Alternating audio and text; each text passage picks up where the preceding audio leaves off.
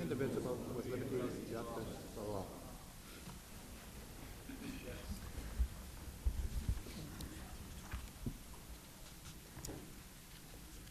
Mr. Chairman? I just have a quick announcement from the chair. Due to prior commitments, both Councilor Marchese and Councilor McGonigal are unable to attend this evening. The first group in front of us is the school department. We have the superintendent at the front desk. Mr. Chairman, to go along with our rules, I'd like to make a motion that we invite the superintendent and whoever's with him before the board. It's been moved. All those in favor, say aye.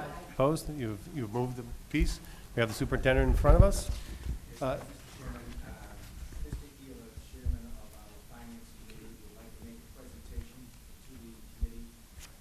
If the councilors are amenable to that. Oh. Mr. Ewart?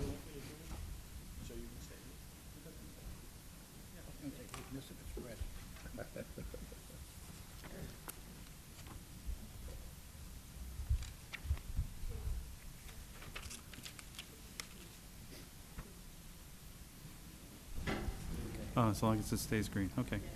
Fancy now. Jeez, technology. Ladies and gentlemen, I have a brief presentation about the school department budget and how we arrive at our calculations for our budget numbers. I just want to let you know that the information has come from the Department of Elementary and Secondary Education and is also based off the Governor's House 2 budget proposal. The first thing that we have to do is to define what is foundation budget, and foundation budget is defined as the minimum amount of funding that's required to provide an adequate education for children within a school district. And it's based on the October 1st report, which school administration will send to the Department of Elementary and Secondary Education, and the inflation index. Our enrollment for this year is 7,295 students, which is an increase of 442 students from last year. And then the inflation index, which compares the third quarter of one year to the previous, went up under just 1%, went up 0.86 one-hundredths of 1%. So based on those factors, the foundation budget for the city of Everett this year is $85,328,000. So once we refine that, we have to figure out our funding sources. There are two funding sources, and the first one that is calculated is required local contribution. And it's based on 4 elements, and those 4 elements are the previous year's contribution, which for Everett was $25,001,000, the equalized quality value of the aggregate property value, and they're using the 2012 EQVs, which they've used for both fiscal 14 and fiscal 15, the aggregate income of the community, and we're using the 2011 income, and the municipal revenue growth factor, and municipal revenue growth for the past year was 0.8%. And then once we determine that, then the balance is paid by Chapter 70 state aid, and it's the difference, essentially the difference between the foundation budget and the required local contribution. Next slide, please. So based on that, Everett's required local contribution for fiscal 2015 is $24,693,000 and some change. And Chapter 70 is $60,635,000, bringing us up to the $85,328,000. The $24,693 is a $308,000 decrease from last year. And I just want to point that out. Even though enrollment's gone up by over 400 students, Everett's contribution has actually declined as far as education and what comes out of the municipal tax rolls.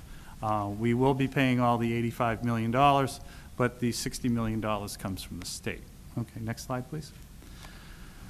The next thing we determine is operating budget, and the operating budget is the foundation budget less our municipal chargebacks. Our municipal chargebacks for this year are $18,624,328, bringing us down to an operating budget of $66,703,000.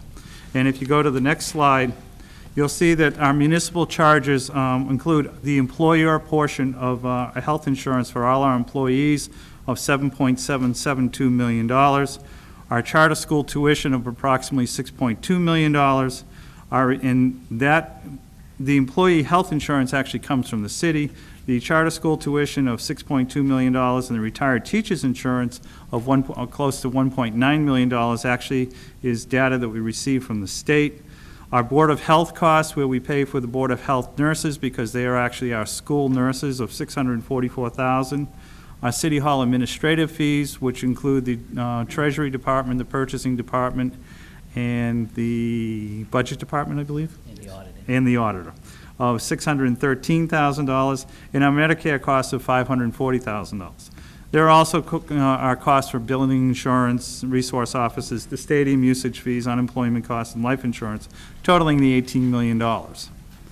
So with that, taking that off, we then add our special education transportation cost of $3.5 million, bringing us up to a total working budget of $70,203,000 for fiscal 15.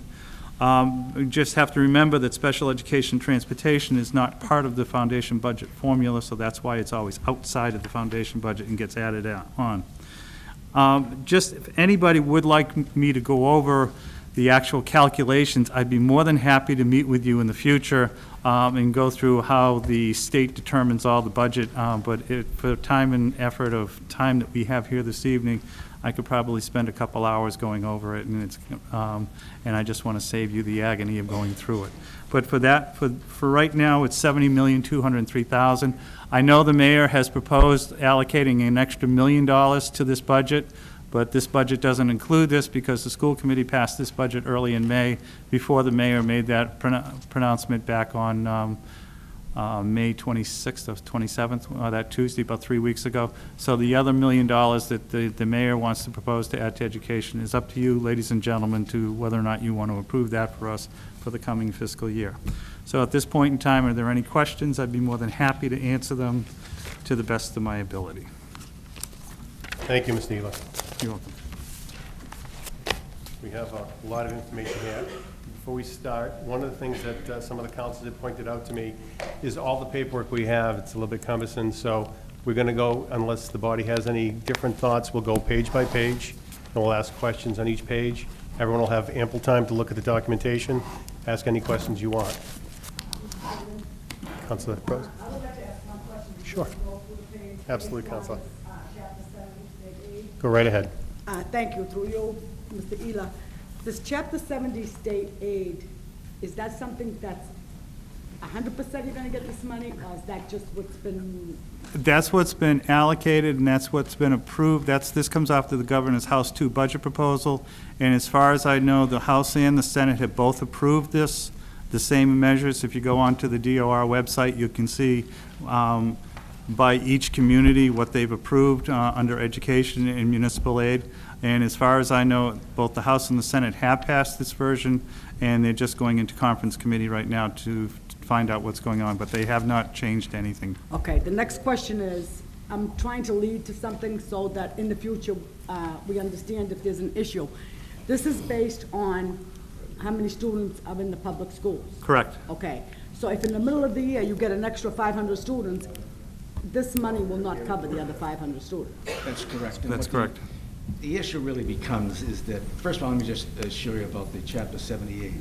The governor and the state legislatures, the first thing they do in the budget process, come up with the formula for the Chapter 78, what they'll appropriate to the schools, so the schools statewide can make their arrangements and put their budget together.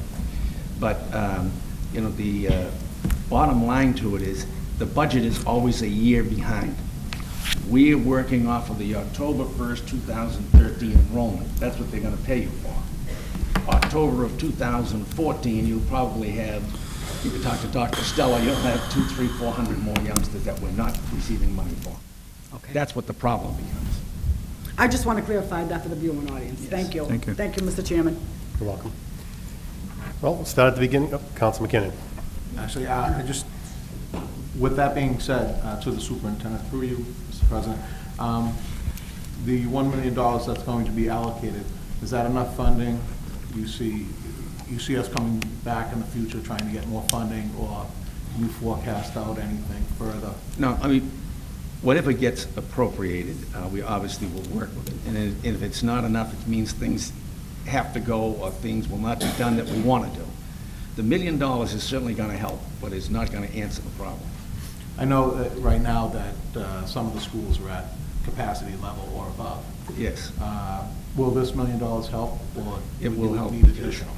What we need to do with this money is hire more personnel. We need more teachers, the bottom line. And that's what we'll be doing. Any additional funding we get is going right into the teacher's line item. Thank you very much, Superintendent. Counsel Del Solo. Mr. Ferris, another question. Students, if you had, let's say, 200 students come in after this is all settled and done, what is the cost of let's say, I'll change that question, per student? Yeah, well, it's about $11,000, $12,000. So if we had 200 more students, we'd be $2.5 million short. So that's the kind of numbers you're looking at. Right. That's why the mayor is trying to help out by, at this point, giving us $1 million, adding $1 million to it to try and help out. Right. And before we get started with all this, on the schools, I know they're getting overcrowded. I know we talked about another school maybe being built in the city. I know, is there a little bit of a panic here to get this school done? I mean, we're at capacity now, and in every school we're at capacity.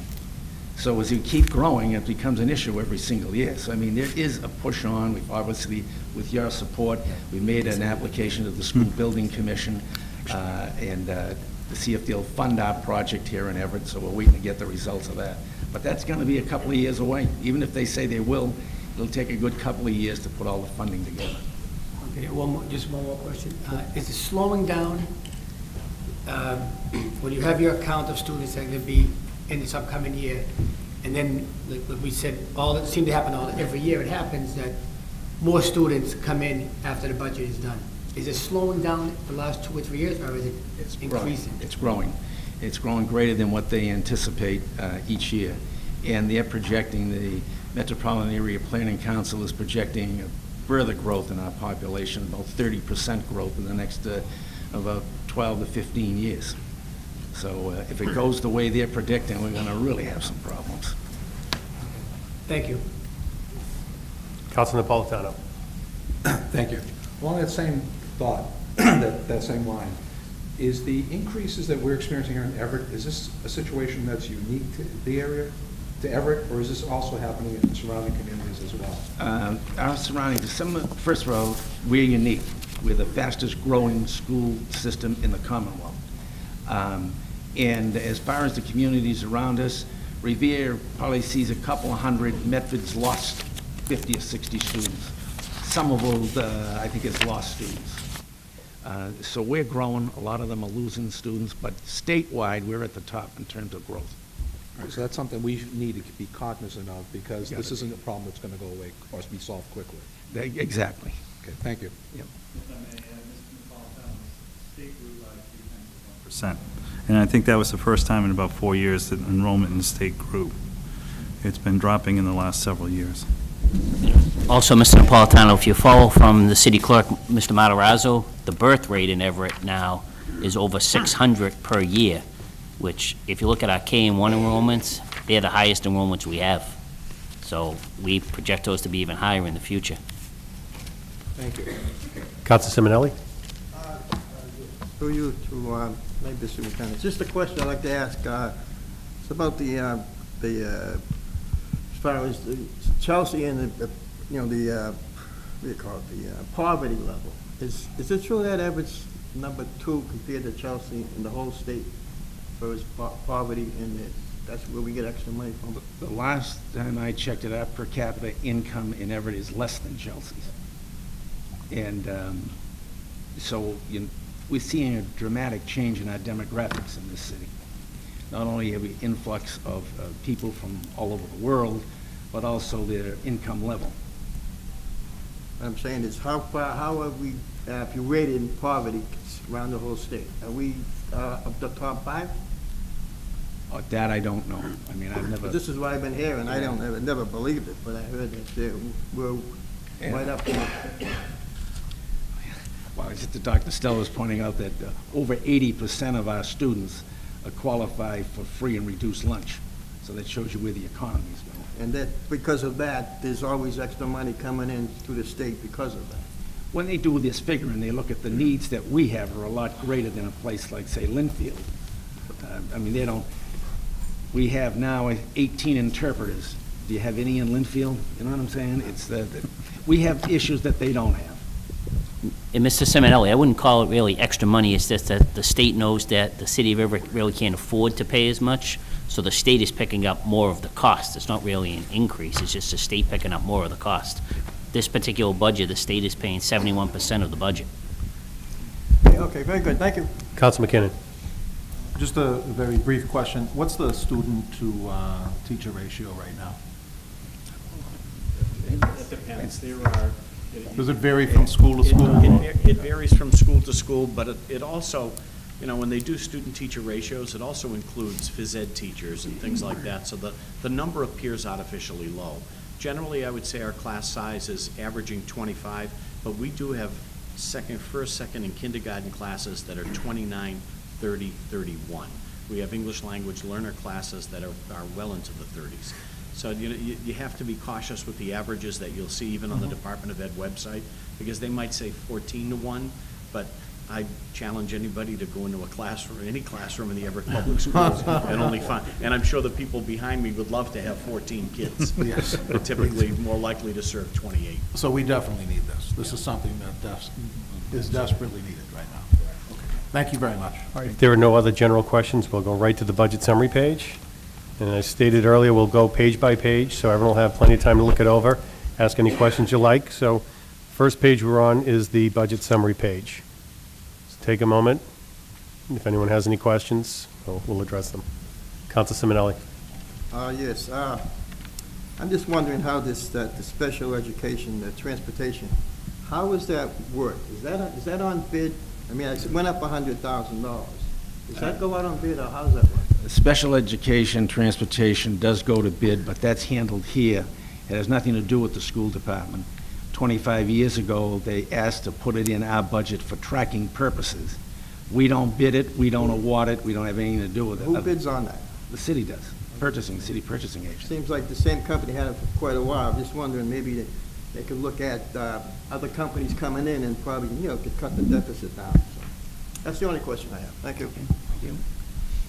Any other questions on this page? Is everyone satisfied with this page? We'll move on to the next page. Section 1, Central Administration.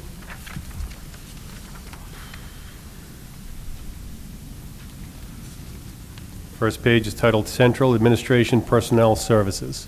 So we'll take a minute, look at this. If there are any questions, we'll address those. Councilor DeFlorio.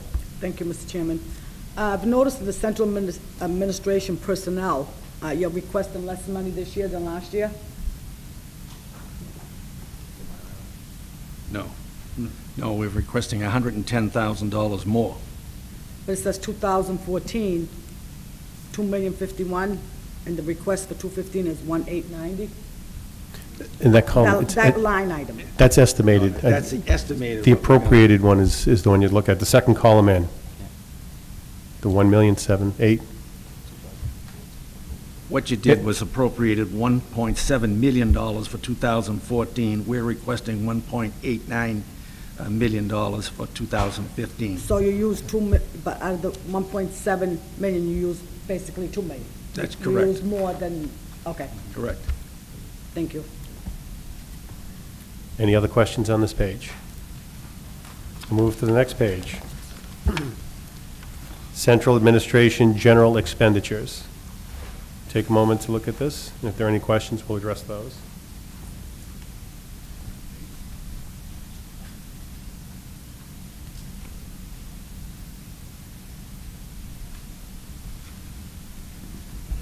Mr. Chairman, Counsel Hanlon. just a general question I know we asked this of all the departments. Was there any money returned to the city that unspent? No. Okay. No. And on that topic, if I may, the $1 million that didn't make it into the initial draft that was before, I'm told that our budget director has submitted that into the draft that we have.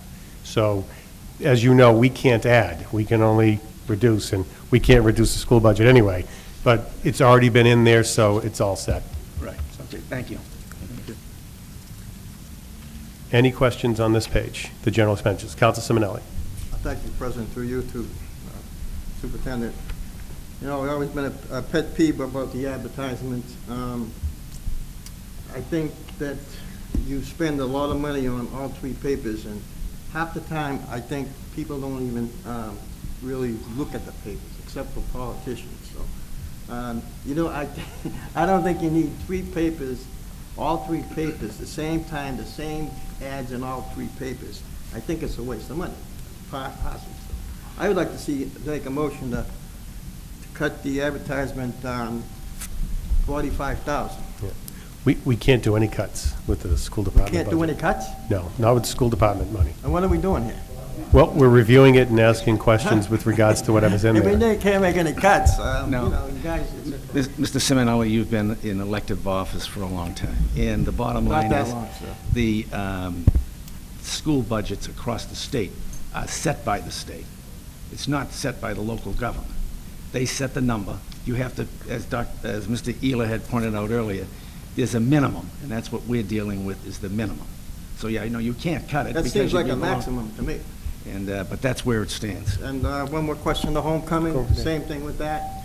I don't think we need to be spending $100,000 taxpayers' money on a parade, which the city should be involved in. It shouldn't just be the school committee's parade, it should be the city. Maybe we could cut that 50,000. No, what we can do, Mr. Simonelli, if you could make a motion at the next meeting to appropriate money for homecoming, then we don't have to spend the 100,000. Well, how much did it cost us last year, Mr. Superintendent? Was it about 100,000?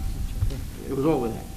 100, 105, I don't know. It's right in the book. It's right there. It's right in Yeah, the but I book. know it is. Don't be looking at it, it's right there in I front don't of mind you. having an argument with you, but I just think that's way, way too much. At one time, it was like $15,000, and we still have it. But that's just when we had one band, the high school band, and we had a couple of groups in it, I and it's grown. understand. It's Everybody grown. loves a parade, we know that. But the idea I is- think it's a point well made on both accounts. The school you. department will take it into consideration as they go forward. Thank you. Any other questions? Any other questions for the councils? We'll move to the next page, which is summary by position.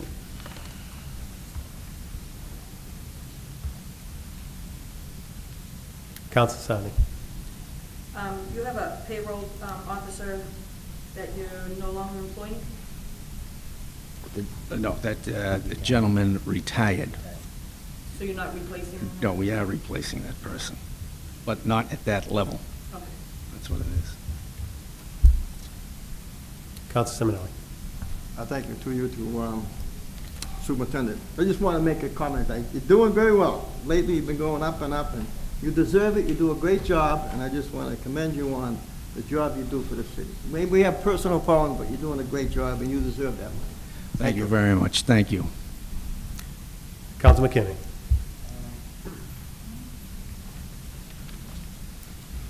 Difficulty with the mic. The payroll officer, superintendent, President, to you, sir. What is he coming down to? What, it just has a zero figure.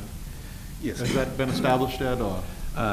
Not really, and what we have actually is that the gentleman retired, and we have two clerks that are doing it now.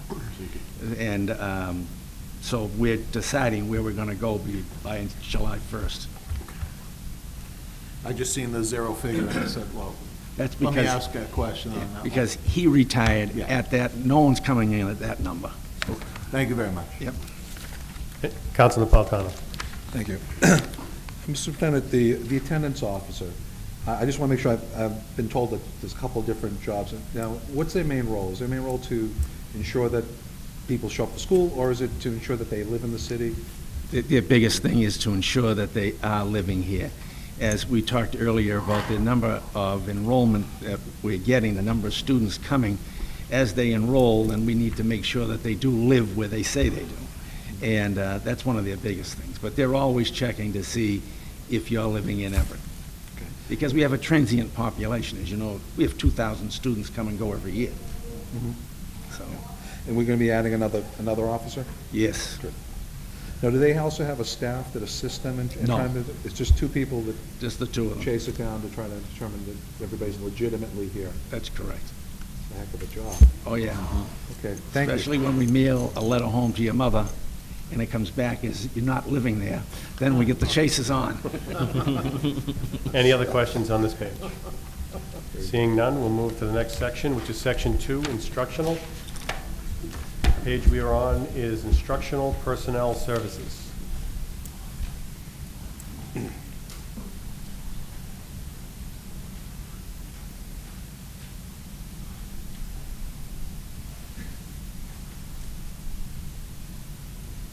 Any questions on this page? Council Simonelli? Seems like I'm the only one asking questions. That's okay, that's what you're here for. I'm looking at, through you, Mr. President, probably supervisor.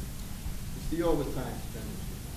They went up to 84,000, now it's 100,000. What kind of overtime? Who thinks all that? That's a lot of money for overtime. How does you get that figure? Well, Mr. Iglesias. Some of that is home tutoring, students that are home tutored. We have to pay those teachers per hour.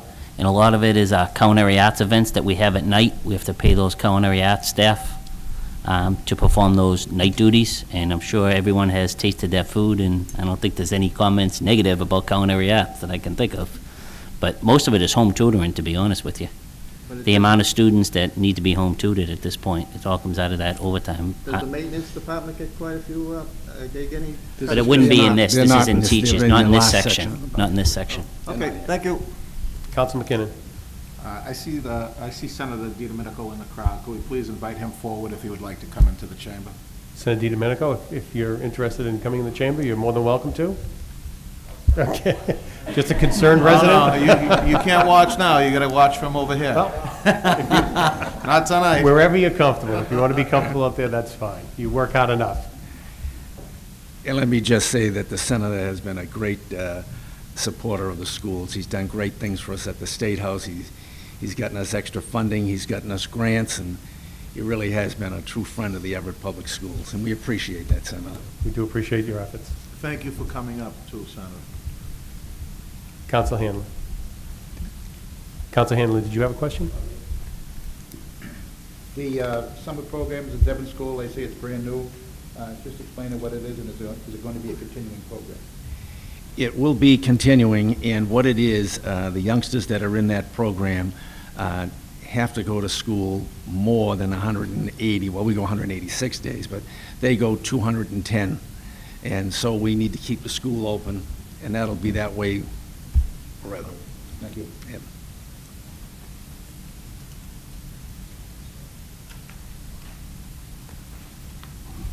Any other questions? Move on to the next page.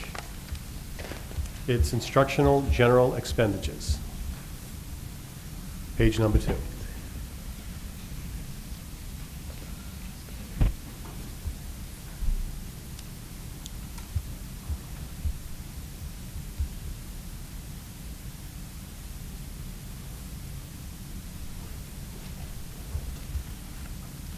Are there any questions on this page? Council Napolitano. Occupational education, is that when we send students out to other schools who are interested in vocational? Most of that is the culinary arts, to be honest with your budget. Yeah, that's the culinary arts section. At the high school right now, we have the woodworking shop, the machine shop, the culinary arts, the CAM-CAD program. So we still have a component, a vocational component, but it's not a Chapter 74 program. Do we still do we have a situation where we send students out? Yes, if students wish to go to a school, particular vocational school, because we don't have the trade, yes, we tuition them out. Okay. Thank you. Yep. Any other questions on this page? Move to page 3, instructional special expenditures.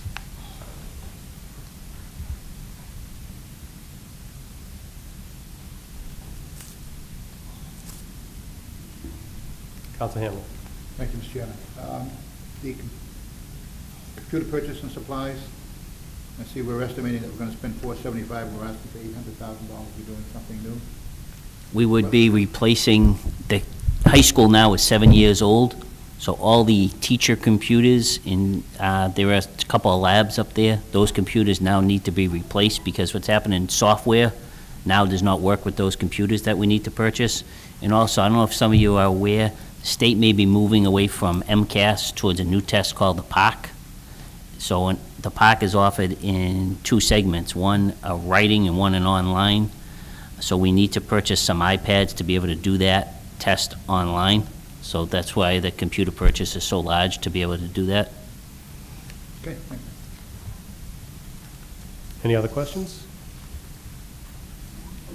Move to the next page, page number 4, instructional position summary.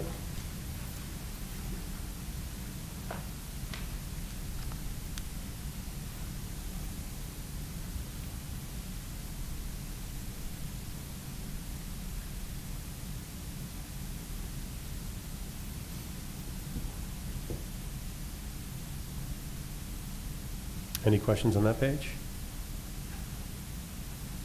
We'll move to the next page, section 3, special education. Page number 1, special education personnel services.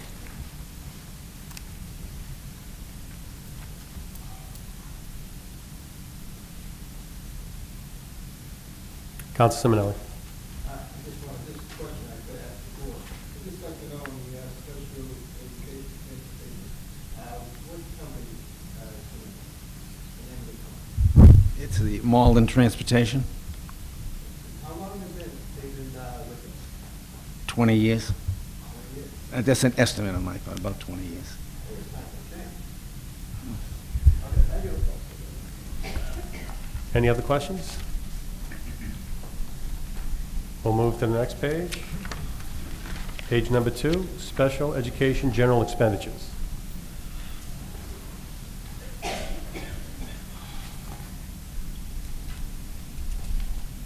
Any questions on this page? We'll move to the next page. Page number 3, special education summary by position.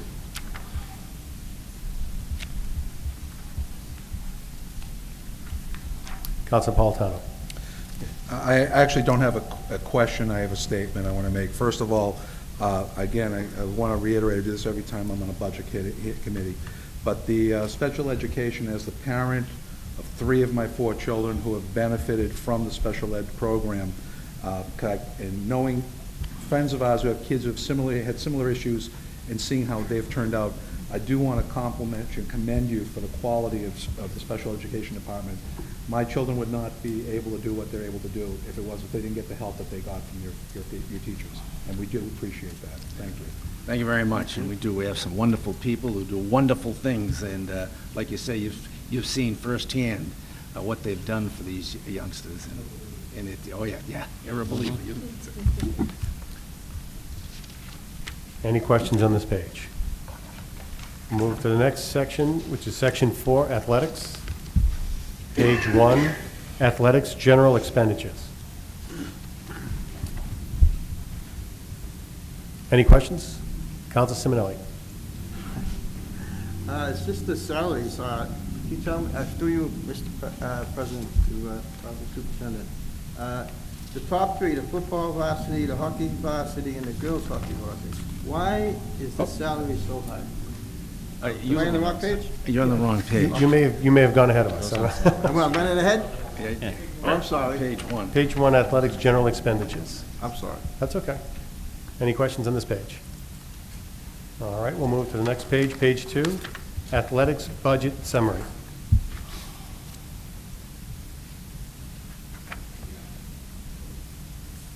Council Simonelli.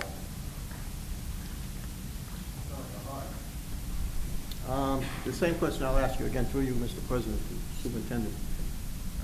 Why is the varsity football, boys hockey, and girls hockey salary so high? Those are not salaries. That's the amount of money we spend on those programs. That's for uniforms, transportation, game officials, et cetera, like time, ice time for the hockey. All of those are expenditures. Those aren't salaries. Okay. What are their salaries? That's it in your previous page. Well, I mean, roughly, They're different per whether you're the head coach, the JV coach, or the freshman coach. They are different level I salaries. thought there might have been a breakdown for their first. There is a breakdown further in the budget. The salary summaries have that. Just There is a summary of salaries Yes, there is. that we'll get to, so you want to hold that question for them, we can Okay, address yeah, it then. okay. Thank you. Are there any other questions? Counsel Sani. Do we have some new programs? I noticed rowing and lacrosse. Is that new this year, or? Yes, it is, and they've really taken off. The lacrosse program really been, the boys have turned out large numbers for that. Rowing, and what we're hoping to do with Malden, Medford, Somerville, even Cambridge, we'll be rowing on the river here. We do it now, and pretty soon we'll be asking you to construct a boathouse so that we'll have a place to keep our boat. In fact, right now, we're using Somerville and Cambridge, we share theirs, but pretty soon we'll be looking for a boathouse. Is this co-ed, or is it just? Yes, it is. Okay, thank you.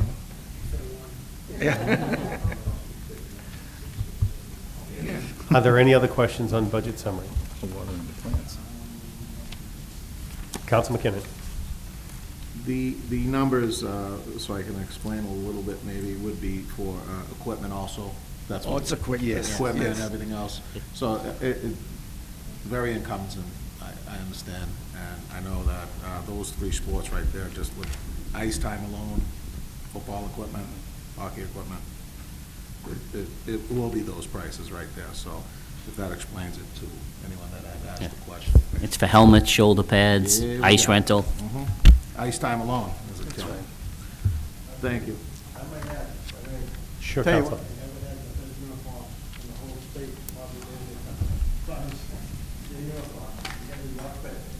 Well, what it is, because the football program has been so successful, the various vendors, they want to clothe our football team.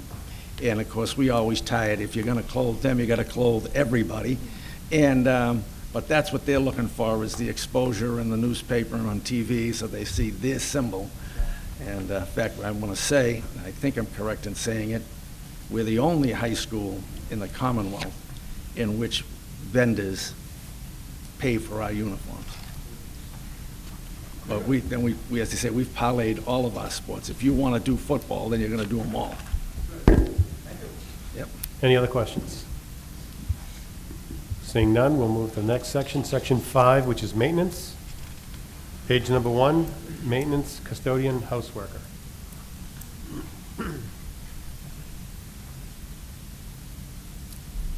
Any questions on this page? Counsel Simonelli. Can I just make a comment on this? As far as the custodian, since I was a custodian for many years, and I just want to give all my custodian friends, they all work hard. I know most of them, and I was the union rep there, and I also say that I've been out, and this is something that I do not miss it at all. Yes, Thank you. they work hard, Mr. Simonelli. They do. Point well taken. We're very fortunate in the city that all of our city workers are hard workers and want to do the best for our community. We're very fortunate. Any other questions on this page? Seeing none, we'll move to page 2, maintenance, general expenditures.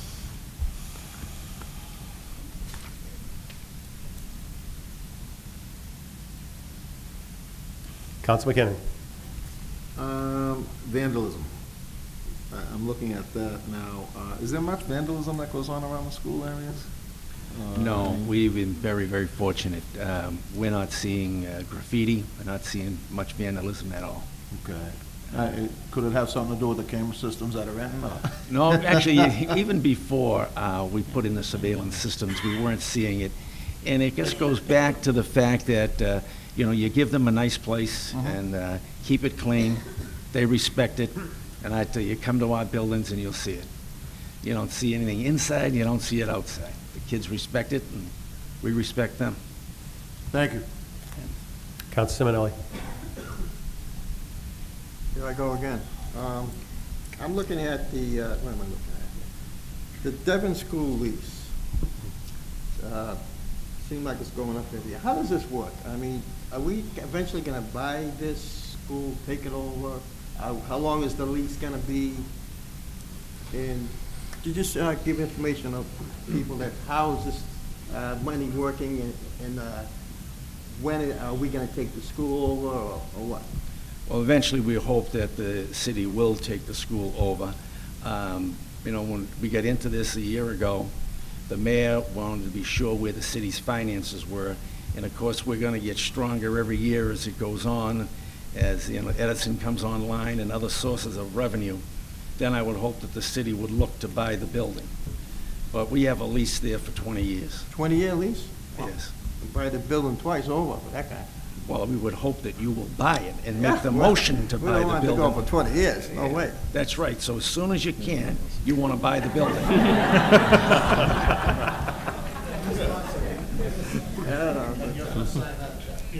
All right.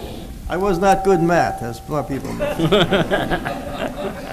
Okay, thank you. Okay. Counsel Sachetta.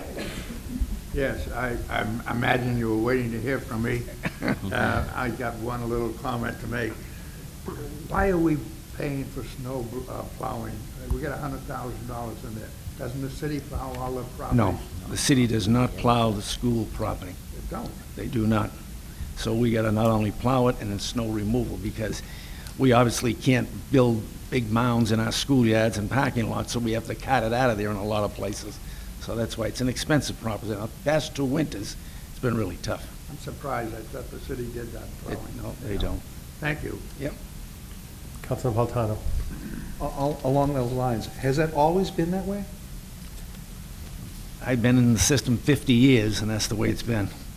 So this isn't anything new? That's It's always nothing been new. a It's separation. always been that way. Is it, you think it might be cost-effective to try to work something in?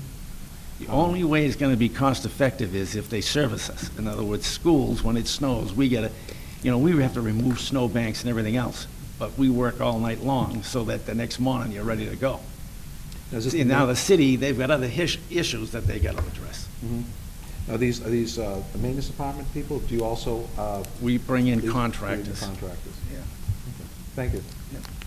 Council Del Sol. First, I'm not looking to spend more money, but the locker room down the Everett Stadium, is there any plans on renovating that? Well, what we've talked with the mayor and the mayor's office, and first of all, we're going to maintain the clubhouse effective now. Second of all, we're cleaning up the downstairs part of it and going to open that up more for areas where the players can work out and also create some locker space for us. There's no question that that field house, it's seen its day. Oh, yeah. But we're going to start maintaining it so that we can get it at a better level. Okay, thank you. Any other questions on this page? Council. Actually, Mr. Chairman, I do have a comment. Even though my children are out of school, I've had the greatest experiences with the Everett school system, 5 boys going through it. And I have to tell you, even though my kids are out of school, I tell you every year, you do a great job. And coming through the schools a couple of months ago, I went to the schools and I met with the principals and a lot of the teachers. They're great. And the teachers and the principals, superintendent, and all the way up, from all the way down to the janitors, I would personally like to thank you. Thank you very much. Any other questions? If I may, from the chair, that touches on the snow plowing, does the city provide salt or anything like that, or is that all, is it just labor? When we get into a snow situation, the contractors and ourselves take care of that. But when we need it, we call down the city yards and they will send Okay. trucks So to us. it's manpower, it's labor that's really... It's manpower and labor, and what happens a lot of times is that when we get ice, we call down, they come right down, they'll sand our yards, our sidewalks with the big trucks. Especially when, in the winter, when it gets icy at night, and they send guys out at 3 or 4 in the morning, they'll go through all our parking lots at 3 or 4 in the morning, so that by the time the teachers and the students get there, the parking lots are in pretty decent shape. When it, how sometimes it melts during the day and refreezes. Okay, thank you very much for the information. Any other questions on this page? Excuse with the customary thanks. Oh, we got another page? I'm sorry. There's one last page. It's page number 3. We don't want to get rid of you, we like you. It's page number 3, maintenance summary by position. So, is there any questions here? We'll review those. Council Simonelli. Yes, to you again, to the superintendent. I have to see the supervisor, Lorna DeFeo. You have to skip this. She's been a trooper for so many years. Keeps going and going and going. It's unbelievable. And she hasn't stopped. She just loves her job. We had a lot of good calls between them, but I just want to say she's doing it. God bless her, and I hope the best for her. I'm going to tell you something, she's a special lady, she works hard, and she gives you 7 days a week, and She knows the physical plants, and you know because you work for her. She's an amazing lady in terms of knowledge of every phase of the maintenance of our buildings, and she does a great job. She's on top of it. That's all I can say. Oh, yeah. Any other questions on this page? Seeing none. Thank you, gentlemen, for Thank the you. presentation and for answering the questions. We'll excuse the customary thanks if that's the will of the body. Thank So you. moved. We're not there yet. Thank you very much, gentlemen. Thank you. 5-minute recess. You want these? We'll take a 5-minute recess. Case. Here, I only took one piece of paper. That's all right. Thank you, thank you.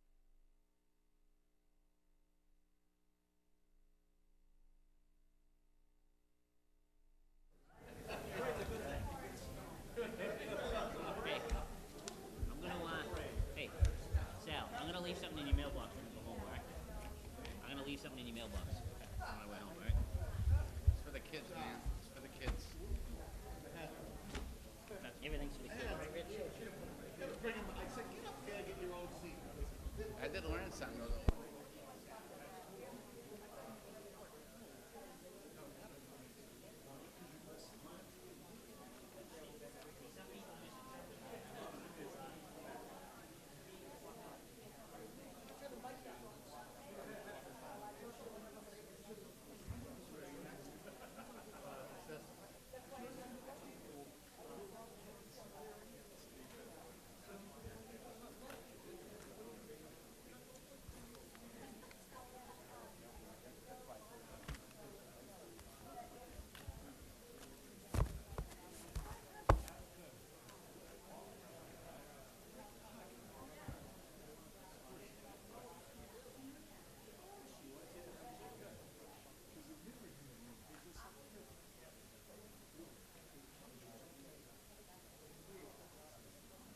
I don't even have the sheet to tell me what it is.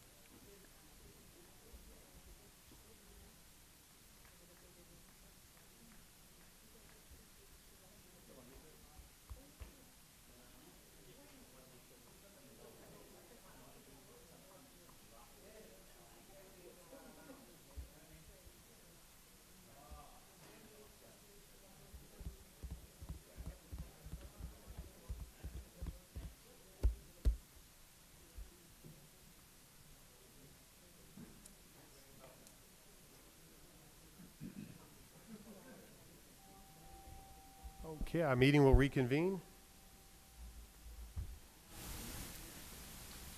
And the next department up is the Assessors Department. We have Pam Davis before us. Pages? This is page 16, chapter 16, or tab 16, page 7. And while we're waiting, there are no dollars coming back from the Assessors Department. We make a motion to invite Second. the assessor, the city. Moving second to invite the assessor And the budget director? and whoever else may be necessary for the presentation. All those in favor say aye. Yes, aye. Opposed? So moved. You have moved in the affirmative. 16-. We'll do the same thing, folks. We'll go page by page. We'll start with tab 16, page 7. We have a section in 18, tab 18. There is a tab in 18. It's tab 18, page 6. So we'll do the tab 16 first, and then we'll move to the 18. 18 what page? 18.6. And I'll announce the 16.7. page and tab each time, so make sure that you guys know exactly where we are. So right now, we're at tab 16, 16.7. page 7.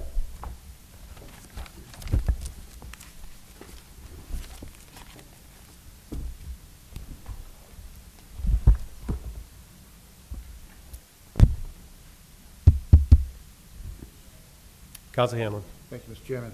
Through you, I've noticed that the overtime for last year was $2,200 and it's zero this year. What, have you done anything to eliminate overtime? We haven't been really using overtime.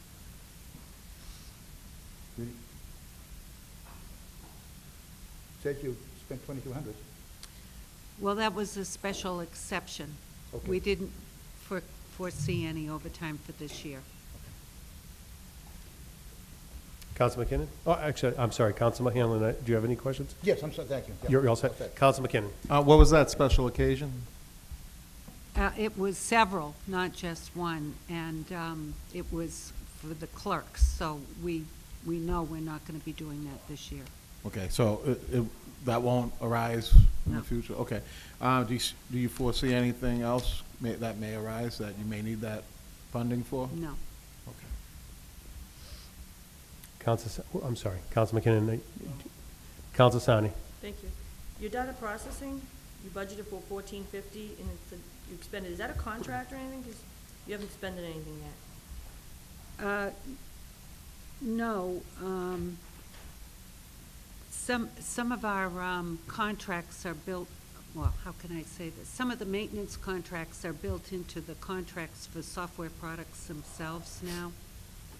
So we have very little outside maintenance outside of City Hall IT department. So will you be spending that $1,450 for 2014? Well, we never know if we have to have a bridge or software or something like that designed for us, so we're kind of skeptical about taking it out altogether. Okay, thank you. Council Napolitano? Thank you. Through you, professional development, I saw last year that you had that was budgeted for 2,500. Only 696 was used. I realize this is not the end of the, for the full year. This was a benchmark as of the middle of last month. But is there something going on that would use the Yes, rest I of have that? more staff going to more educational courses. Mhm. Okay. And you're anticipating this year that it'll be even Yes. more? Yes. Okay. Thank you. Councilor Sachana? Yes, on the professional services, I would imagine that's the private companies that go out and do the assessments, is that correct? Some of it is individual appraisals or audits that we've conducted and planning on conducting further. I see your department requested 200,000, the mayor is only appropriating 100,000. We are going to be declaring overlay surplus of 100,000 that we're going to ask to be transferred into the budget to continue the audits and the appraisals. So it's going to be transferred into that. Thank With you. your blessing, yes. Thank you. Council Hanlon, do you have any questions? Council Hanlon, did you have a question? Answered it. Okay. Any other questions? All right, we'll move from tab 16, page 7. We're going to move to tab 18, page 6. Councilor DeFlorio. Thank you, Mr. Chairman. Through you. Ms. Davis, over here it says senior account clerk. I see that that's zeroed out. And Yes. that, then it's going to, is the account clerk going from one step to another, from a 3U to a 6U? We want a position in our office to be an A6. I have 3 C3s. So one of them really should be an A6. They're taking on much more responsibility in processing, purchasing, doing payroll, et cetera, et cetera. So we So felt it- a reclassification would be in order for a clerical Okay, position. but how does that work with the union? Does that have to be posted, or I'm not sure about the union rules. Yeah, so this is the same, we talked about this last night, how there was 5 or 6 positions throughout. These positions will all be posted, and then they'll be bid on. They post for approximately 7 days per the union contract. And then there'll be a bidding process. Okay. Thank you. Council McKinnon. Has this individual that's a C3U6, has she been, or he been working in that position as a A6U1 for a period of time, and how long? So No, that person is still a C3. Okay, but have they been doing the duties of the A6? They've been doing other duties, which I think is reflected in what that overtime line item is. So So- they've been doing out-of-grade work, and that's what made us realize that we really need to upgrade this position. Have they been paid as an A6? They've been paid for their out-of-grade if they're doing out-of-grade work, correct? And that's after a certain period of time, correct, by union standards? Typically, if you're doing any out-of-grade work, you're paid for the out-of-grade work immediately by Okay. union standards. It's usually 20, 30 days or whatever the, I believe the way that we do it is actually any out-of-grade work at all is paid immediately for out-of-grade. So if the person is a C3 and they're filling in, doing payroll, or if someone's out, they're paid at the out-of-grade pay rate. okay. Now, so we're gonna be taking one C3U6 and making it a A6U1? That's correct. Are we going to be adding that additional C3U6 at any period in time, or no? There's no plan to do There's that. no need for that? No. Okay. Time. Thank you very much. Council Sachetta. Yes, could you explain to me the Board of Assessors stipends? What is that? Well, the board is and has always been paid a stipend. I don't know what, This is the Board of Assessors, that their Correct. salaries? correct. Oh, okay, all right, fine.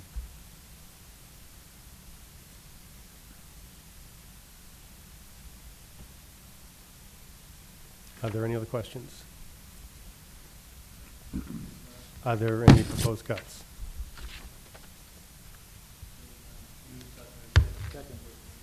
Thank you very much. Thank you so much. Thanks, Pam. The next matter on the agenda is the Health Department with Alba Cruz Davis.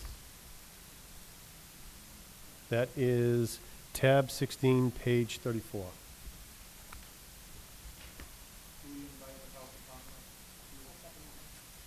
Moving second to invite the Health Department forward and other personnel from City Hall. All in favor, say aye. Opposed, say nay. The ayes have it. The Health Department is turning $3,000 back. It's tab 16, page 34. There is a tab on 18 as well. 18 is tab 18, pages 28 and 29. What we'll do is we'll go through 16, and then we'll move into tab 18 as well.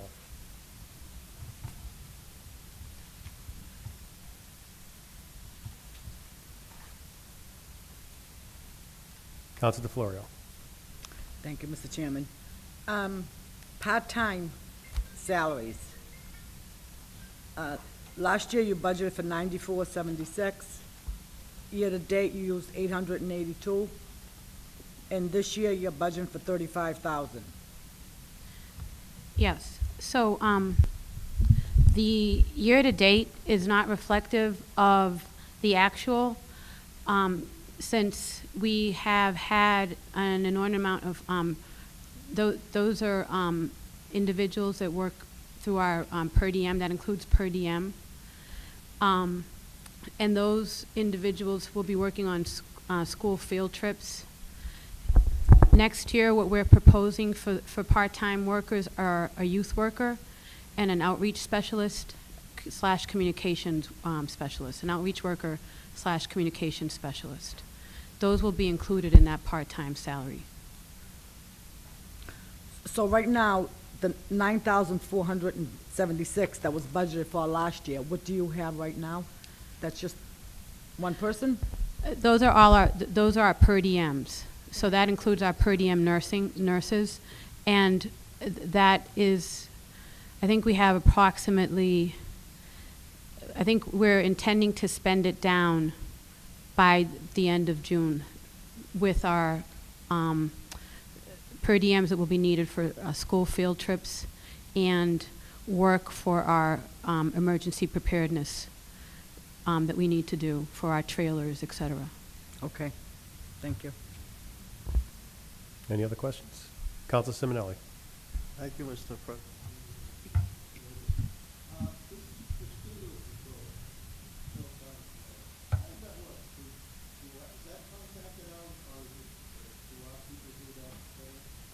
No, it's contracted out.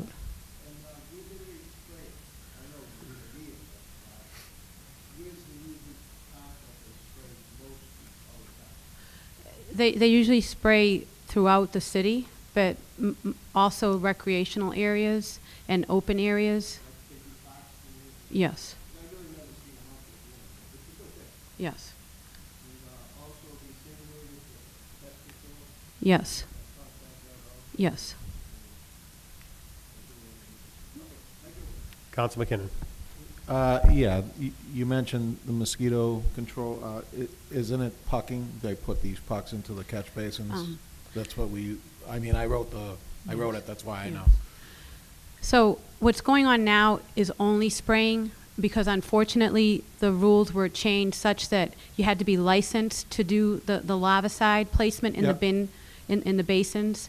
So there's an effort at the state level to change that, but currently what we're doing is just spraying. So it's just spraying now? Yes. Okay, so we need to address that then at some point here at the Yes, local and that's one of the things that that we're working with a representative from Wakefield on at the state level to try and bring back the larvicide placement in the basins. Have we spoke to our representative and our state senator? on Not yet. Okay. No. We- There's an effort that just started, It's just recently, just okay. like a couple of weeks ago. After this This- meeting, I'd like to see if you could just leave me the bill number. Absolutely. Thank you. Yes.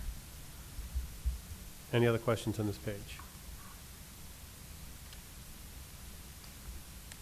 Seeing none, we'll move to tab 18, page 28.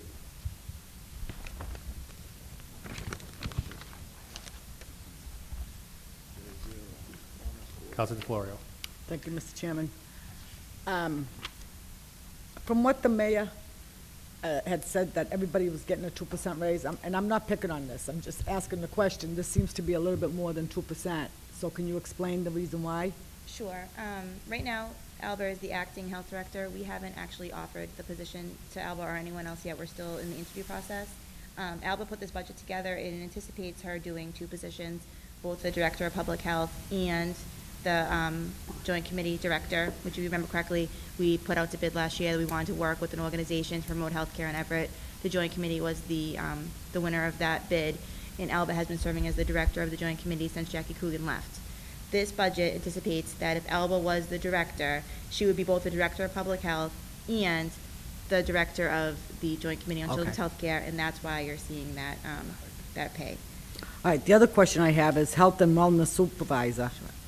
Last year was 25,000, and this year's 43,750. The new positions that you're seeing here, which is the health and wellness supervisor, the outreach worker, the farmer's market, those were all positions in the past that were funded by Energize Everett grant.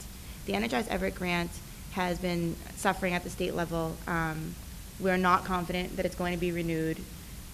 Looks like it's not, but there has been some movement towards trying to get it funded. It's been a very successful program here in Everett with the farmers market, the gardening clubs, the complete streets, and everything else that they've been doing. It actually has quite the following. So what we did was, in anticipation that we're not going to be seeing that funding past September, we brought those people, that personnel, into this budget So in the past, you did see the Energize Everett Director, which is what this was called, now called the Health and Wellness Supervisor, because they'll have an expanded role. We paid $25,000 of the salary, the rest was funded by that grant. We anticipate that as of September, we will no longer be getting that grant. Okay. Thank you. Counselor Sani. Can you explain what the youth worker, farmer's market, and the outreach worker, what do they do?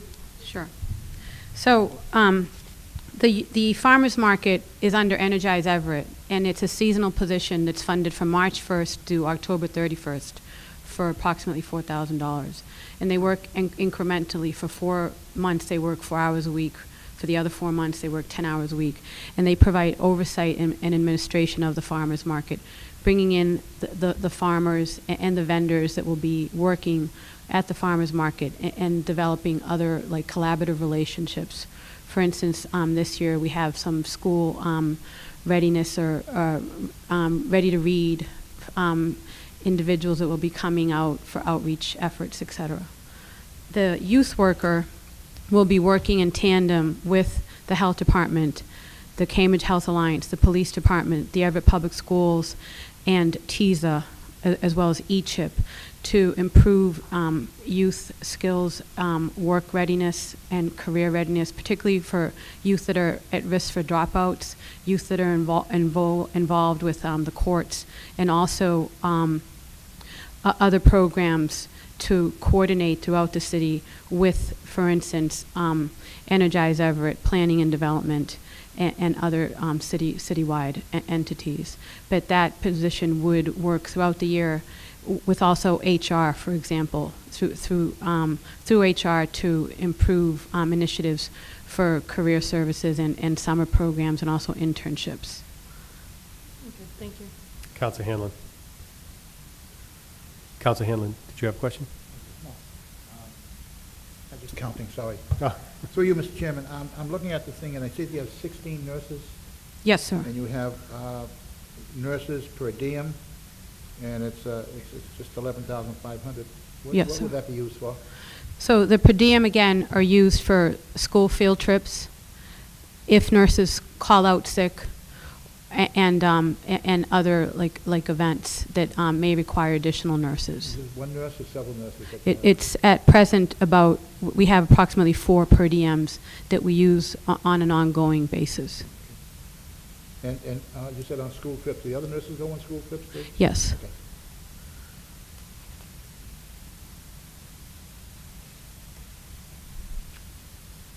Do you have any other questions, Counselor Hanlon? No, I'm sorry, I'm You're good? sorry. Okay, no problem. When I Counselor read, I McKinnon. get engrossed in what I'm reading. No, if you're in deep thought. Just a quick question. Is the outreach worker and youth worker, are they multilingual? Yes. Okay. The youth worker speaks Spanish, Portuguese, and English. The outreach communication specialist speaks a little bit of Spanish, and she's African American. Okay. Now, that pay scale includes, the reason why I ask is that pay scale includes them getting paid for that type of work, if they have to interpret or anything like that? They're both in college, and they've been working for us for a couple of years now. Mhm. This will be one person's second year, and the other person, I think, third year. Okay. So, yes, this is reasonable. Salary for- base is reasonable? Yes. Okay. Thank you very much. Counselor Hanlon. Thank you. Thank you, Mr. Chairman. I'm on page 28, the Health and Wellness Supervisor. Yes. Her salary is $43,750. Yes. And this is from a grant of $50,000? Yes. Is it up to 50, or is Yes. 30 to 43? The reason, yeah. Yes, so it's projected to 43,700 because the grant will cover through September. The grant that Melissa Rodriguez referred to will cover through October 1st. If I may, it's Sorry. $6,250 is budgeted on the bottom of page 29. And that's what we believe will be available from the grant to supplement the $43,750. So the entire salary is $50,000 a year. Okay. It's split 87%, 13%. Okay. That's how much funding's left in that grant to fund that type of position. Thank you. You're welcome. Okay, if there are no other questions, then we can turn to 29, which is just really a continuation on. It's a tabulation. The 6250 was addressed, but take a minute, take a peek at that. If you have any questions, we'll address those. Move they be excused with customary thanks. Are there any proposed cuts? Seeing none, excuse the customary thanks. Thank you very much. Thank you very much. The next group would be the Treasurer's Office. That is tab 16, page 8. 8.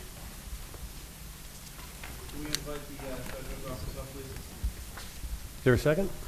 Second. Moved and second to invite the Treasurer's Office and other personnel of City Hall. All in favor, say aye. Aye. Opposed, say nay. You have it. We have an 18 page. 18 is tab, well, in 16 as well, looks like there might be some debt tabs. There's 16, 42, 43, 44, and 48. On tab 18, it's page 7. So the primary page would be tab 16, page 8. And we'll go through each of those individually. Oh, thank you so much. Good evening, Mr. D'Angelo. Good evening.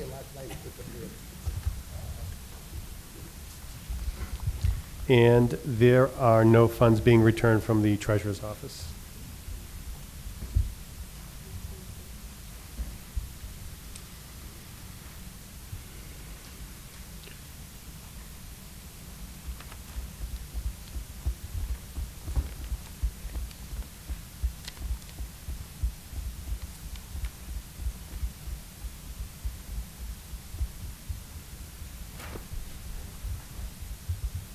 Counsel McKinnon. Through you, Mr. Chairman, to Mr. D'Angelo.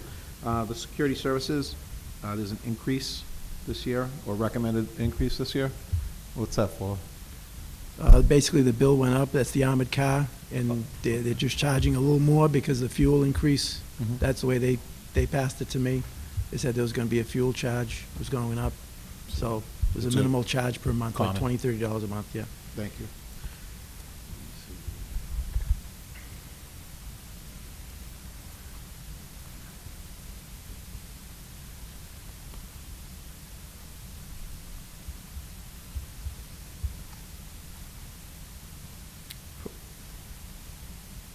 Do you have another question? Yeah. Sure. On the postage, expended year 14, 7,000, Mhm. 8370. And we're putting 55,000 for Yes, postage. typically, we fill the meter, there's a postage meter on the machine. Yeah. Typically, we fill that up towards the end of the year, and then we run with that through the whole next year. So we're basically riding off of what we put in back last June.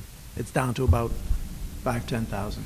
So we'll have to fill it up this June. There's been a purchase order approved and encumbered for postage for the postage machine, so that number is about a month old, so there's been some movement in that account since. I know you've been trying to get me to stop getting my checks mailed to my house. No. So, that's why I asked. Thank you. Counsel Sachetta. Yes. Could you possibly give me a brief description of what the bank charges are that are The banking charges? $69,000? Well, basically, what I spend it for, the part I spend on it Yeah. is to Century Bank. They do our lockbox. They process all our payments for our taxes for us, so it's a minimal charge for each bill that we send over there. If it's an exact payment with a check, we send it over there and they put it all together and put it on a diskette. Or actually now they send it to us electronically and we're able to post thousands of payments very quickly. So they send out the payment, the We bills send the to- payments to them, and then they put it on an electronic format, send it back to us, and then we post that up. And for that, we pay a minimal charge, a few cents per item. Thank you. Counsel Hanlon. I'm all set, thank you. Counsel Simonelli. Thank you, Mr. Chairman. Thank you, Mr. D'Angelo. Can you just briefly explain the tax billing and collection? Exactly, I have an idea what it is. Just try to explain Basically tax billing and collection. We use that to bind the books, the warrant books. Basically, that's the biggest charge on that. We also buy some printer cartridges for it to print up duplicate bills. So it's basically almost like a secondary office supply account. Thank you. Counselor DeFlorio. Thank you, Mr. Chairman. In regards to the tax title and foreclosure, the year-to-date, we spend $161,000. Now, the request was $211, and the mayor went down to $150. Is there a reason for that? I believe they foresee we're not going to collect as much next year and have to pay over as many charges. That's the way I would. Okay, so I don't know. If I may, But to you help. had, up to date, you've used you've used $161,000. We budgeted for $211. Do you foresee using more than that? Because you're not Well, returning any money. We did have a bit of a backlog on our tax title filings, and we're caught up to date, so we're trying to budget realistically. I believe it'll be less, but tax title is one of these accounts that, if there's more accounts, I feel more comfortable coming to you for a supplemental, because that usually means there's more money coming into the city, but I'd hate to artificially inflate that dollar amount, so we brought it back to where we thought it would be for fiscal year 15. Okay, but up to date, you've used $161,000, was budget for $211? Again, we were behind a little bit on our filing, so we've caught up, and I think we're up to date, so going forward, you'll see that come down a bit, hopefully with the better economy, No, less what people. I'm asking is, there's no money being returned, so where's the difference from the 161 to the 2,000? We'll definitely hit 211 by the end of the year. I got a couple of bills sitting down there for about 20,000 each. So Sure. we're gonna eat that up before You're not gonna June 30. hit that. Remember, Okay, that was my this is a month old, so there's a little more Right. activity in the accounts. Okay, thank you. Counselor Napolitano. Thank you. On bank charges, so go back to that. I see in 2013, we expended $11,678, and to date, we've done $14,797. We're budgeting $69,000. That's almost 4 times, that's actually more than 4 times that amount. Why is that? I believe we budgeted that extra money because we were gonna go to online payments and credit cards, and we were gonna be covering those fees for people so that they didn't have to pay the fees. We were gonna try to cover the fees for them. Well, we have the online banking going right now, so anyone uses a credit card, there's no pass-through of fees, so the city has to absorb the fees for the credit card. Right now, we have online payment capability, and then in fiscal year 15, we're envisioning getting credit card access to all the windows in the collector's office. And again, the city is going to absorb the fees and not pass them through to the residents. But aren't the charges done off the amount that the residents swipe? I've done credit card sales. You and can- I'm very familiar with how it's laid out.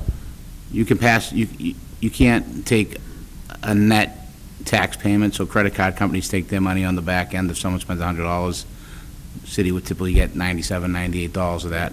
We can't take a net tax payment. We have to take a gross amount, so you can do 2 things. You can pass those fees along to the customer, or you can absorb them as part of your bank fee charges, and the administration has chosen to take responsibility for those fees to encourage people to use more of the credit card processing. All right, that I get, I understand that. Now, so this past year, this is how this has been set up? Or this is anticipating for next year? We anticipated having credit card access by now, but it was, with the transformation over from the old software to the new collector treasurer software, it's been a little delayed.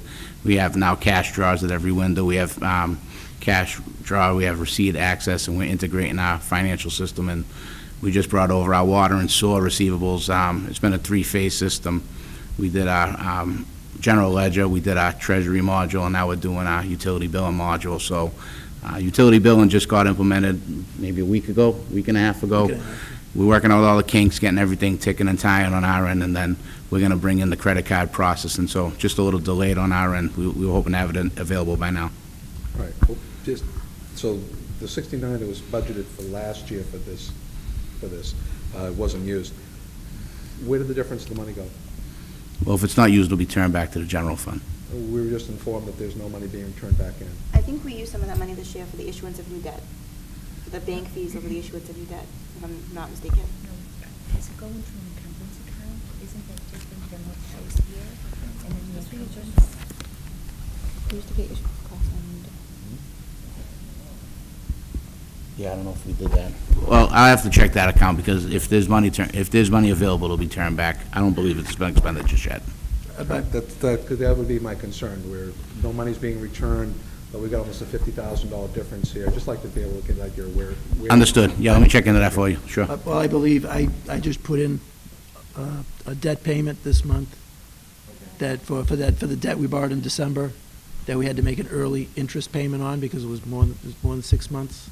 So we had to make that, so some of that money is going to be used out of that account for that. We'll follow up with some detail on that for you. Thank you. Counsel McKinnon. What company for the credit cards, and what rate are we at?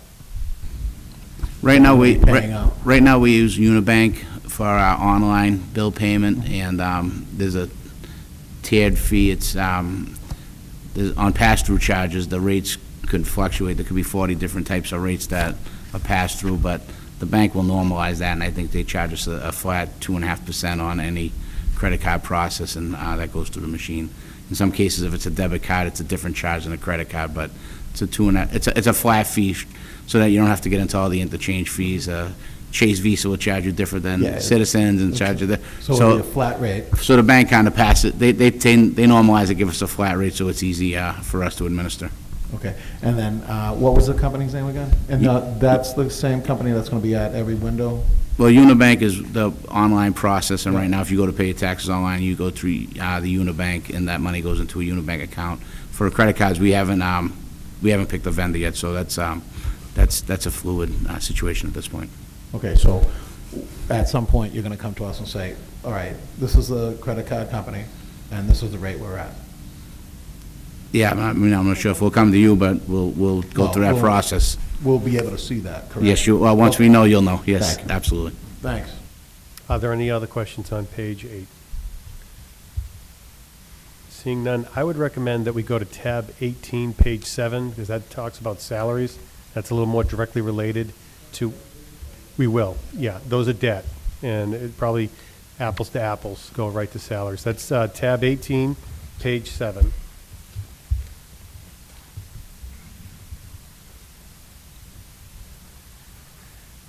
Counsel McKinnon. Looking principal, C6U6, are we losing that position? Is that why it's zeroed out? Yeah, it's another situation where we're trying to create a structure of the administrative clerical unit, and so there's a proposal to change a C to an A6. So you'll see one zeroed out, and you'll see an A6 added, and the incremental amount is So it'll budgeted. be going from a C to an A? That's what's proposed. Okay. Thank you. Are there any other questions? Counsel DeFlorio. Is the assistant treasurer and collectors, is that a filled position? Yes. Yes.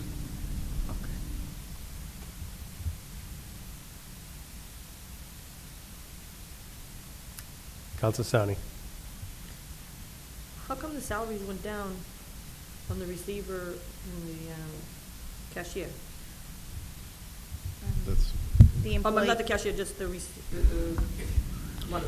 There was some promotions done from within. There was some assistant treasurer collector got hired, and there were some people that moved around. And when you were at a lower grade in the clerical union and you move up, you slide back on the scale sometimes. So this is just a result of fiscal year 14 operations and promotions, and the fiscal year 15 numbers, what's the true number for all the people who've shifted around in the office. Are there any other questions on this page? Seeing none, there's tab 16. We'll go back to 16, and I think these deal with debt.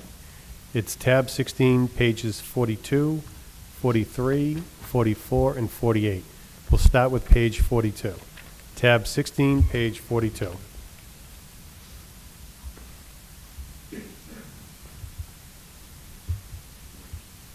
It's entitled Section 710, Retirement of Debt.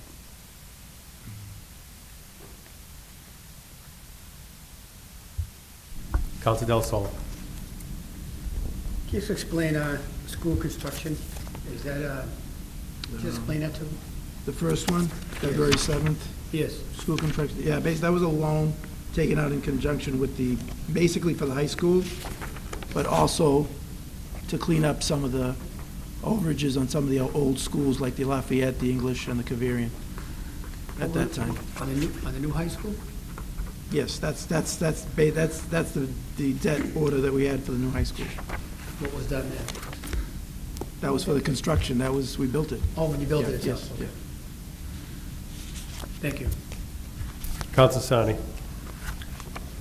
So in, says December 20, 2013, and February 6, 2014, are these debts falling off, and these are the last payments?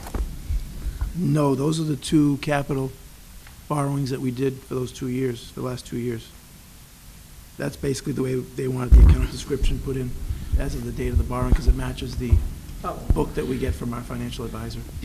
Counsel, if you wanted to see the schedules for all the debt, if you go to on your appendix, tab 29 will have a debt service schedule for all bonds, and it brings it right out to the maturity date for each and every one. But in essence, these are just starting. Thank you. Counsel McKinnon. Let's see here. Remodeling of Powland School, that's level funded all the way across, 100,000? Yes. Yes. Okay. It's going to be 100,000 again this year? Yes. Okay. And where, do we know an ending point of that, what year that would end? That schedule, like I said, is right on tab 29. If you look at 29 going... 29 on your book, section 8, the appendix, there's a debt service, there's some debt information in tab 8, and one of them is the amortization schedules for all the city's debt, so you can run out and see every note, every bond that's on this page 42, you can see the detail on that tab. And these are all some specific amounts. These aren't pro forma numbers. These are actually bonds that have been sold, and the dollar amounts are set in stone by the official statement. So all of these are predetermined debt payments, like a mortgage payment. I can't find 29 over here on my book, so what would that be? What year? It goes through 2034. 2034? Yeah, the longest debt payment schedule will go to 2034. Some of it will fall off. There's actually a, let me try to find it for you. If you go to page 7, if someone finds it in the back, I got it. there's actually a cool little chart that'll show you from 2014 right up to 2033, and it'll give you a little, looks like a little yellow mountain, and gradually goes down. Drops off pretty heavy in 2020, so that's usually where the debt would mature, and you'll see the drop off. 2020 is when a lot of the school debt falls That'll off. all come back. The end of the decade, yeah. I mean, are we going to be I'm sure we're anticipating more growth on this with schools and...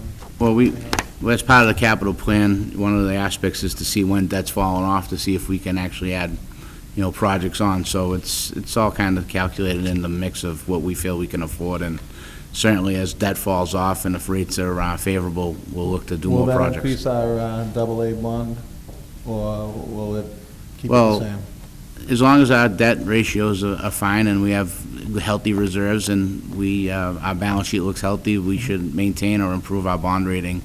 And if it goes the other way, it will go bad, but I only see us going up. You anticipate up?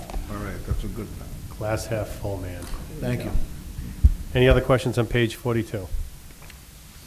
We'll move to page 43, section 751, long-term debt interest.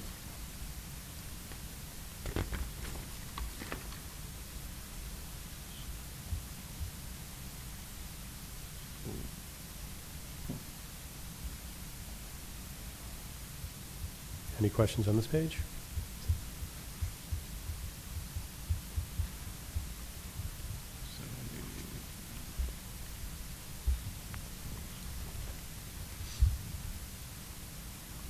Move to page, Counsel McKinnon, page 43. Through you, Mr. Chairman. School refunding, it's 2014, 497, 701. And then over here, it's requested 828.37, 375. Yes. That one, Mayor's recommendation was 828, 375. yeah, the final expenditures of this month on that particular piece of debt. So that will be. Yeah, we it will be just done. spent about 400,000 in interest this month. In fact, last week. Okay, so that's already. Yeah, so that's zeroed out. On all bonded debt, you typically see one principal payment and two interest payments, and there you go in 6-month intervals. So if it's December or June, it could be January and July, so this particular debt is due in June, so that'll be zero. Yeah, this is more for information for the people that are watching at home right now, so All they right. can understand. Did you get that at home? Yeah, they must have gotten it. Hey, thanks, look, I mean, look at, they're looking at you now. Any other questions on page 43? We'll move to page 44. Section 752, short-term debt interest. 44. It's a one-liner. Any questions on 44? Counsel DeFlorio. Yes, what is a temporary loan? That's for fiscal year 15, when you approve the capital improvement plan. We may have to borrow money temporarily to cover the costs until we go to market and sell bonds again. So any interest on those notes, a bond is long-term and a note would be short-term. So if we sold notes, this would be the interest payment. And again, it's usually 6 months after issuance. So if we sold some notes, say in September, to pay for some capital, we'd have an interest payment in March. In this particular level, you can reconcile it back to your CIP and the projected debt service for the capital projects that you approved as part of the CIP. Okay, thank you. You're welcome. Any other questions on 44? Seeing none, we'll move to page 48, section 915, FICA.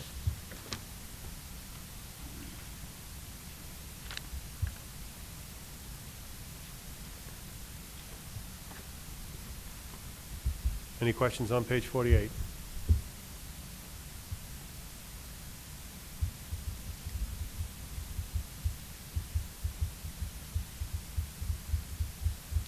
Councilman McKinnon. Just explain the increase in it for the viewing audience. It's tied to wages. It's 1.45%. It's 2.9% is the total tax. Employee pays 1.45%, and the employer pays 1.45%. So as salaries increase, this number will go up with that. So it's basically just tied to any union salary wage increases, and Is it non-union as well? everybody Everyone. pays FICA. No one escapes it. No one's special. Part-time, full-time, everybody. Any other Thank you. questions on page 48? Are there any proposed cuts? Seeing none, the chair will accept the motion to excuse the customary thanks. Yeah. Thank you. Thank you very much.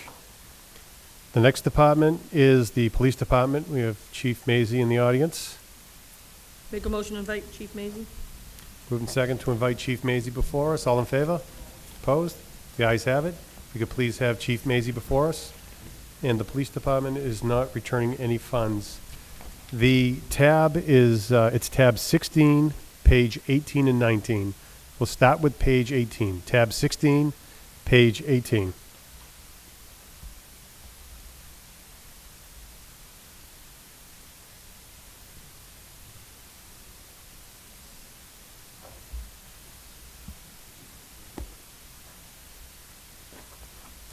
Good evening, Chief Mazie. Thank you for appearing.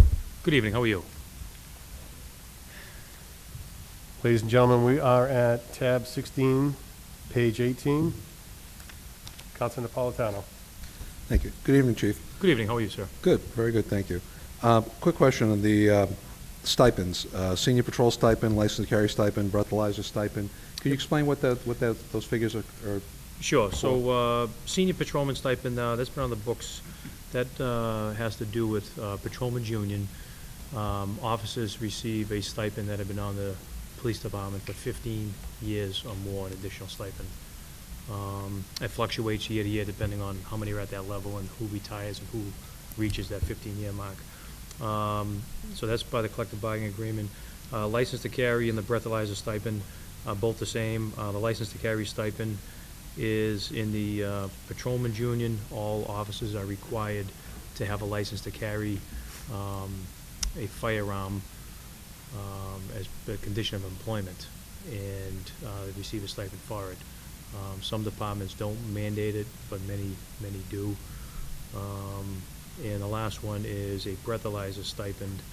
That's all superior officers are required to know how to use the breathalyzer machine for drunk driving convictions. It's a critical, plays a critical role in processing a drunk driving case and the testimony and use of the machine, et cetera. How often are the officers required to certify? So, the breathalyzer stipend, the breathalyzer, that's an annual certificate, that's an every 2-year certification, I believe. But you have to be certified, trained and certified to use the machine. If you're not trained and certified, if an officer in charge, for example, is on a shift and not trained, and a drunk driving arrest comes in, it has to go to another police department. We have had that happen before. Might have to go to State Police Barracks or Malden, et cetera, to make sure someone on duty is certified. Thank you. Yep. Any other questions on page 18? Counsel Hanlon. I'm sorry, Chief, would you go over the license to carry again, please? Sure. So we require, a number of years ago, I instituted a rule requiring patrolmen coming on the job to have a license to carry as a condition of employment. In the old days, a lot of officers would carry, even whether it's, department-issued firearm off duty, but they were basically carrying it on the badge, so to say, the credentials of being a police officer. And it's not really the greatest practice to have. So we instituted a rule where officers coming on now have to have a license to carry and qualify for that. So that's good for every 4 or 5 years, license to carry, and have to be able to reapply. Now, if you don't know, some people may know that there are certain things that can happen that can prohibit you from carrying a firearm or preventing you from getting a license to carry. So it also puts us on notice if, for example, an officer were to get in trouble in another jurisdiction and their license to carry was seized, we would get an administrative message sent to us from the department. For example, like there was a domestic situation or something, we would get an administrative message that the license was yanked by the agency. So this is not just to have the license, but it's also to carry it? So I'm asking, are they going to have their weapons with them 24 hours a day? The police weapons are with them 24 hours a day, Okay. but we're requiring them to apply for and maintain a license to carry if they're employed here. So this 96,000 is only to apply for a license?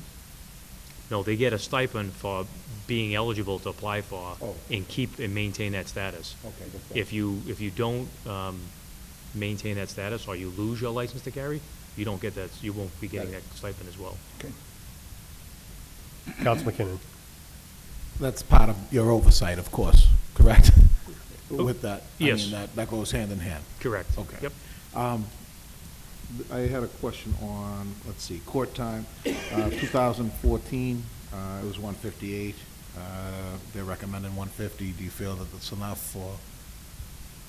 Yeah, I mean, court time's hard to predict. We have, over the last few years, we've been working, and when I say we, chiefs across the state have been working with the judicial branch to try to rein in some of the costs associated and move, the court, the court's trying to process cases in a more efficient manner as well as not waste man hours when they're doing it.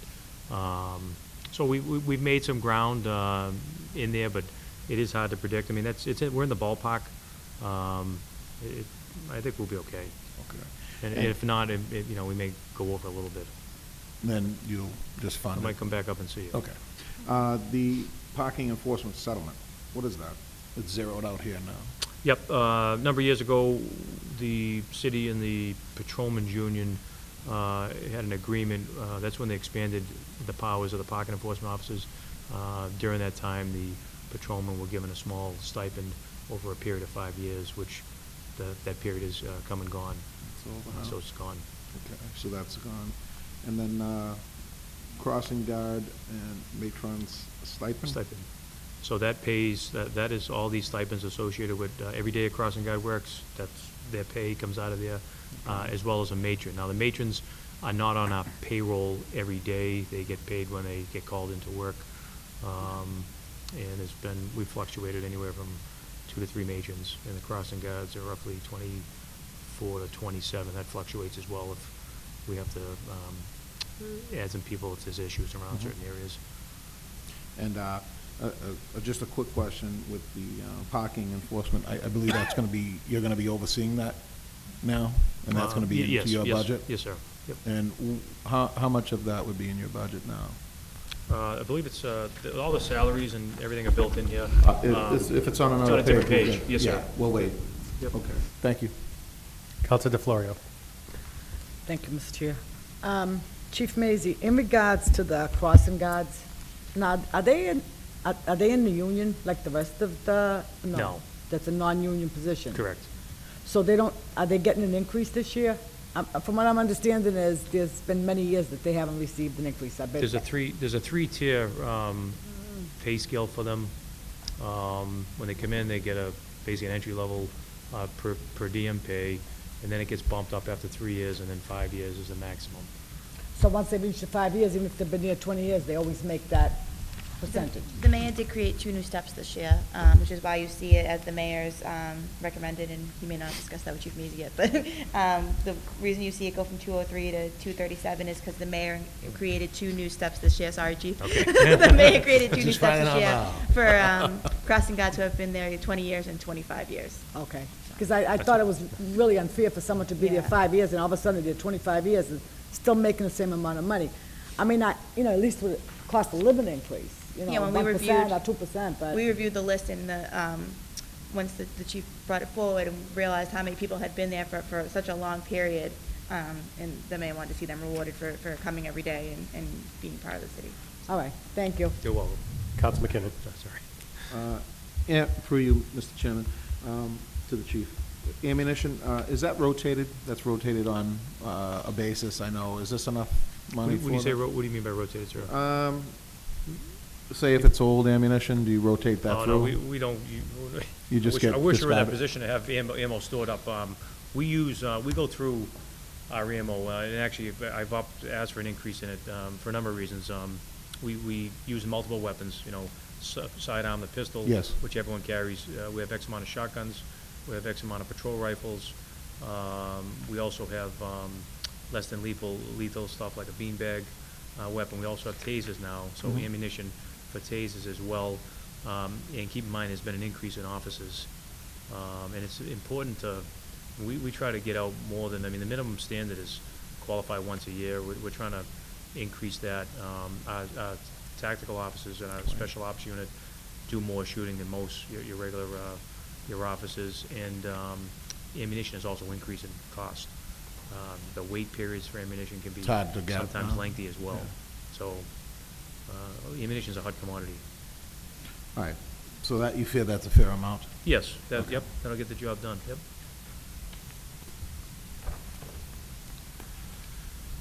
Are you anticipating any more on animal control expenses? Are you anticipating any more new, like dogs coming on or anything to that effect, or? That expense, Councilman, is relative to the expenses relative to like lost, found dogs and on the street, et cetera. Oh, okay. To take it, that That's has nothing to do with our something- K-9. Yeah, okay. K-9. All right, thank you. Yep. Counsel Sani. Thank you. Professional service, ROCA.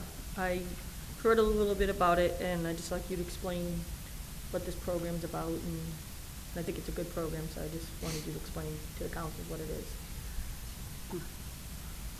So ROCA, if you don't know, it's a organization out of Chelsea. Also in Springfield, they have an office as well, but I think the first office and long-term office is in Chelsea. ROCA helps at-risk young men, I forget the age frame, but it's like 17 to 23, 4 years old. Try to get some job skills and life skills. These are people who are, some have been to jail, some are potentially going to jail. Tries to get them on the straight and narrow and teach them these skills so they can get a job and make a living and not turn to a life of crime. Chelsea PD's been working closely with them.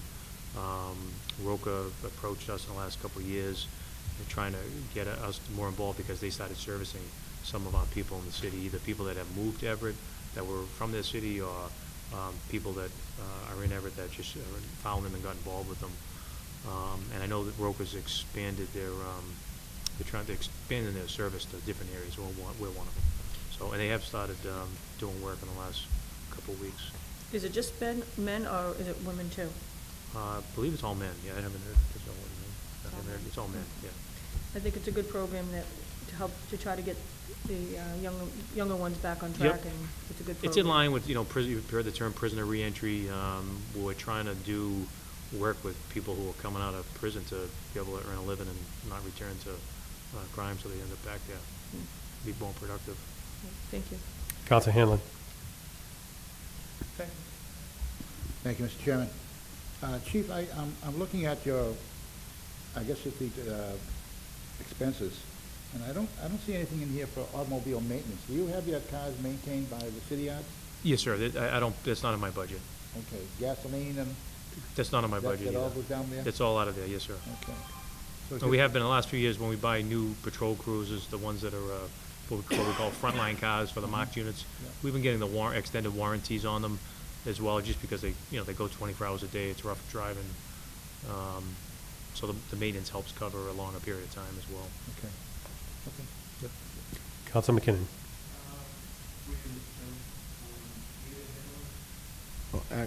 Through you, Mr. Chairman, data handling? Yes, sir. That's actually going up. Yep. And the reason for that, sir? Yep, be glad to tell you. So data handling covers microsystems, which is our, covers all our CAD, computer-aided dispatch, our report writing, RMS system, everything who we've had for years. That's the company. We have to pay them, this year the contract was $26,240. Other items that, we've added technology. At times, unfortunately, we forgot about the service contracts that come along with some of the technology. So we've started to add all the technology. That's my next question, the telecommunications and stuff too. Yeah, so the bump ups, a lot of them are in data handling. I'll be glad to tell you, list them. So a Sonic Wall router, $1,400. Digital headquarters, which is our internal roll calling system. It's a Microsoft SharePoint, basically electronic file cabinet. We got rid of a lot of paper. That costs $3,300 a year. Barracuda backup updates, $900. Barracuda spam filter updates, $550. The CJIS router, the Criminal Justice Information System router, $730. Our website, the housing of our website, which is a 3-year renewal, is $252. Our website domain, well, that's zeroed out this year. We don't owe them money for a couple of years. IT support for emergencies. If we have something crash that can't be fixed internally, $1,200 in there if we have to bring in an outside vendor. And Barracuda Cloud Backup is $2,500 as well. Under there, as well as some memory upgrades to existing computers at $720. Some crime analysis software at $1,000. And that does it. You tally that all up, you'll get that number. So that's coming up to the data stuff. Data handling, yep. What about the telecommunications? Did you upgrade anything? Yep, so telecommunications, the biggest upgrade for telecommunications is X amount of officers in the department, mostly command staff, investigators. We issue them cell phones. Some are issued laptops, wireless cards. The technology is great, instant access to information in the field, pitches, background information, but that wireless monthly expense is really the bulk of it. And with an increase again in offices, we're actually beefing up some of our units. We've already added one additional investigator. Now we're planning on to one unit, another one to another unit. We're beefing up youth services as well. So we give these guys the tools so they can stay connected, but it comes with a cost. Oh, yeah. Thank you. If there are no further questions on page 18, we'll move to page 19.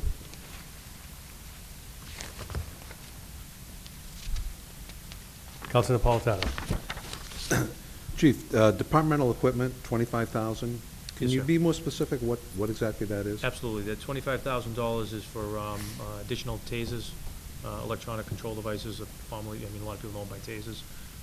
We've been trying to outfit the department.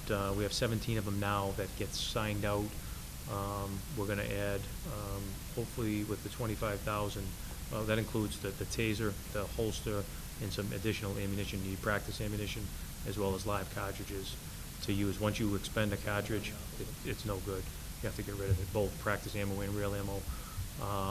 And the goal over the next 4 years is to outfit every officer. Every officer will have one on their hip. Additionally, just since we're on the topic, we just recently applied for, found some grant through the Department of Justice, Bureau of Justice Assistance, to help the city's long-term costs with this for $17,000 and change, and I'm trying to get some tasers. That'll be about 15 more tasers in there. The 25,000, approximately how many tasers are that? Is that? That should get us a little over 20 tasers, and then the remaining, I'm sorry, built into that as well as the holsters and some ammunition. And for liability, I mean, they need to be trained and certified, is that correct? Absolutely. Yep, they're trained. We have 2 or 3 instructors in-house. We train in-house. Some officers volunteer to actually get tased, so they know what it's like. Has to be a masochist. The instructors do a good job. We've been training the whole department. We're almost done training. The problem is we've been training everybody. We just don't have a taser that gives everybody. And so that's a long-term goal over the next few years. Right. Council McKinnon. I'm sorry. And just, Councilman has the department been in a position where a taser had to be used? Oh, yes. They've been deployed, I want to say approximately, I don't have the numbers with me, but in the ballpark of 8 to 10 times, maybe over the last 8 or 9 months, in situations that could have resulted in some, serious violence. A lot of times they're going to be used with people who are extremely violent and people who sometimes mentally disturbed. In the studies, long-term studies, I've been watching this and studying this for a long time because it's considered a less than lethal weapon. Taser has changed some of their training methods on where you actually aim to shoot people, but we obviously don't want to hurt. We want to use a weapon but not hurt people. I mean, for example, like, nobody's died from pepper spray. Electronic control devices, some people have died, but as a reminder, we don't deal sometimes with the healthiest population as well. People are intoxicated on drugs, et cetera. Well, it's also less likely with electronics that it's going to come back on the officer while he's trying to subdue the person. And that's the problem with pepper spray. Yep. But we've used them with effectiveness to de-escalate, and where suspects aren't being hurt and officers aren't being hurt, and that's the goal. Okay, thank you. Yep. Council McKinnon. Through you, Mr. Chairman, to the chief. Do you anticipate a stipend for the officers that are going to be trained in this? No. It's just part of their regular Correct. duty? Okay, thank you. And also, who currently now is the vendor for the meals for prisoners? Meals for prisoners. Mickey D's? It's a Happy Meal from McDonald's. Okay. Do they keep We usually have do they get to keep the prize? The toy usually is not in the box. New patrol vehicles. Yes, sir. We're going up 189, well, 89,000. What are we looking at? for that? We're looking at 3 new marked vehicles and I think 1 admin vehicle. Okay. And is there going to be any surplus off those? We'll be retiring any, or? Once we get these in, we'll move out cars, yes. Okay. Absolutely. That always takes place. Yep. We rejig our Got to fleet. bring them up to speed. Thank you. Council Del Sola. Yeah, Chief, how long are the cruisers lasting us? How many years? I know they go 24 hours. It all and- depends. I've seen a new cruiser, can last a while. I've seen a new cruiser get demolished in 6 months in a bad wreck. It really depends. I mean, they do, they get beat up. They get beat up because, frontline cruisers go 24 hours a day. Those are the marked units you see patrolling the streets, 24 hours. You have multiple drivers. You have, a lot of idle time. You're going from sitting still for a bit to, moving. They probably frontline cruiser can last a couple of years before we start sliding it back. Right. And when we slide it back so it's not used 3 shifts, maybe 2 shifts. It becomes what we call a spare car. Maybe we shift it back to detectives. So maybe it's used 1 shift or 1.5 shifts.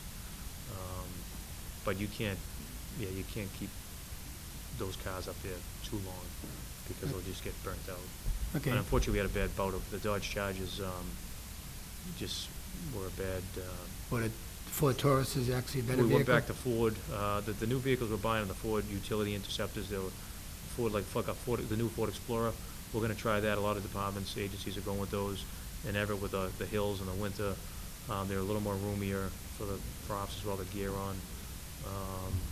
And we do have some of the Ford, we've been using Ford products for some of the admin vehicles as well, detective vehicles, with, I think, a little better luck. All right, I'll be Talk steering. about the vehicles, the ones behind the station, the abandoned ones, how long do they stay out there Well, before you? Those aren't abandoned. I mean, some of the vehicles you see on our property stored are seized from investigations, mostly from drug trafficking, and those are held pending forfeiture. We wouldn't have it on our property unless it was a case where we put in paperwork to forfeit that vehicle because it was used in the delivery of drugs, and that's a separate civil hearing process. If the state wins, some of those vehicles get turned back to us for use by investigators. Sometimes they get auctioned off, and it's a 50-50 split between the district attorney and the police department. The money goes into a separate fund to fund drug investigations, training, equipment, et cetera. All right, thank you. Yes. If there are no other questions, we'll move on to tab 18. We'll start with page 17. Tab 18, page 17. Listed as section 210, police personnel services.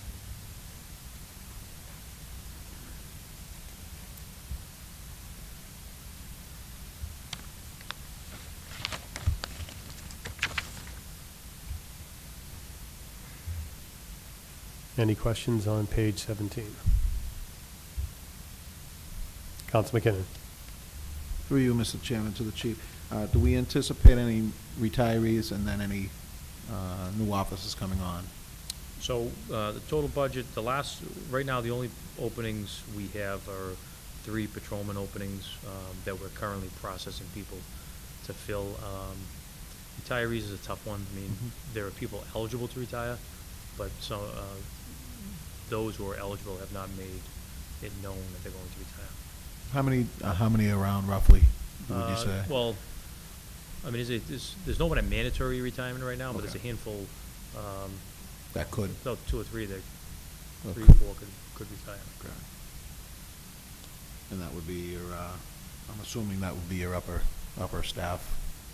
Well, it's people, yes, well, no, not necessarily. I mean, there's some patrolmen eligible Mhm. to retire, and there's some supervisory staff eligible.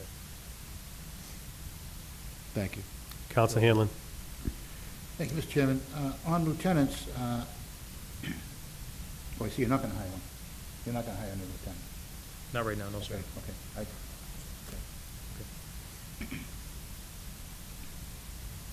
Any other questions on page 17?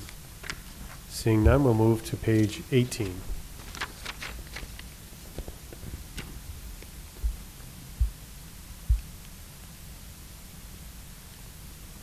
Page 19 seems to be a tabulation, so why don't we take those collectively? Any questions on page 18 and 19?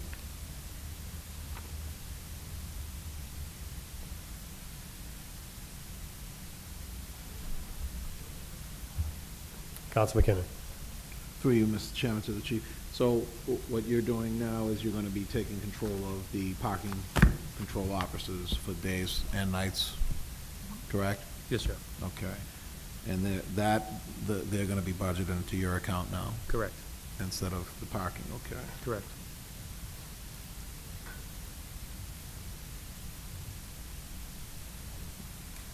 Now, let's see here, for senior accountant clerk Pete, part-time? Those, that's Karen Green that works in my office. She's retired and works part-time, part-time for us. So is it part-time now? Yep, yes, sir. Thank you. Counsel Simonelli. Thank you, Mr. Chairman, through you to the chief. 18, Chief Mason. page 18. The parking control officers at night, I see a lot around the city that no parking here to corner. Is the police department doing it plus the parking control officers? Both can, in some cases do. I mean, the parking enforcement people, obviously their mission is straightforward on any parking violations. They usually handle them. But we you know, our guys will grab, you know, the real egregious violations. It's just like the civic comment. I see a lot of times they're parked on the corner, in real dangerous corners. Yep. And sometimes they don't get ticketed. And that's most of the serious part of the whole thing at night. It's just trying to get around the corner. I concur with you. I mean, it's a corner law violation, it's hard for me. Yeah, but some- It's a, you know, the streets are congested, Yeah. but I have to be honest with you, the parking complaints have gone way down. I mean, you probably all know yourself, I mean, from years ago, they've gone way down. We don't have the cars that were on our streets, that didn't belong on our streets anymore. You'll see the corner laws, you'll see a hydrant violation on occasion.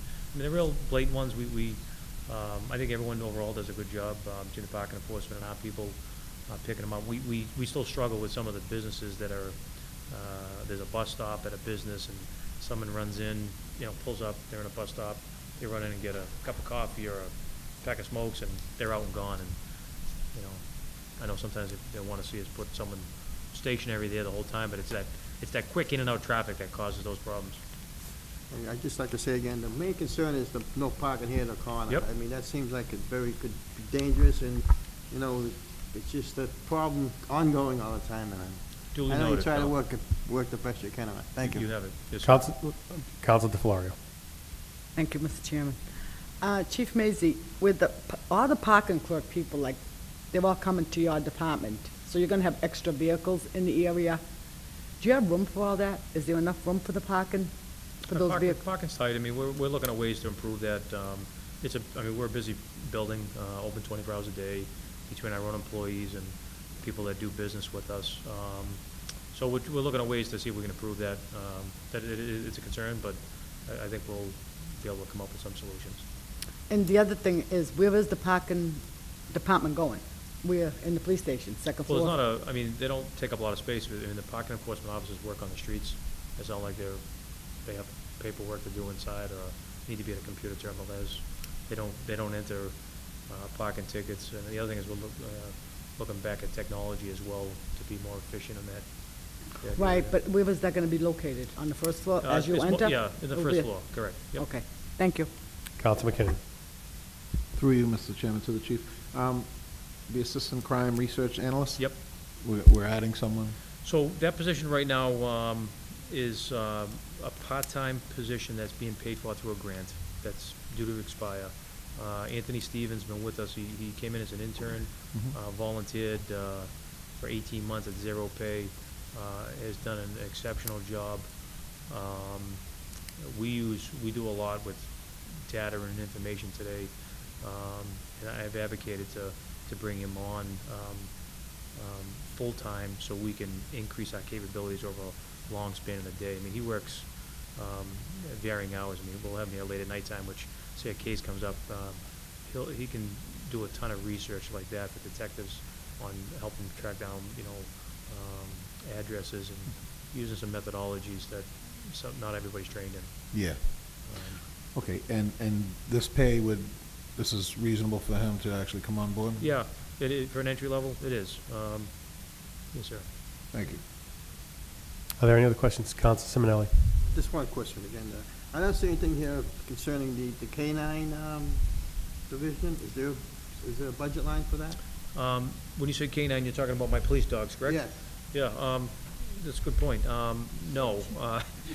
The K-9 program has got up and running, I mean, through generosity of some businesses and being resourceful.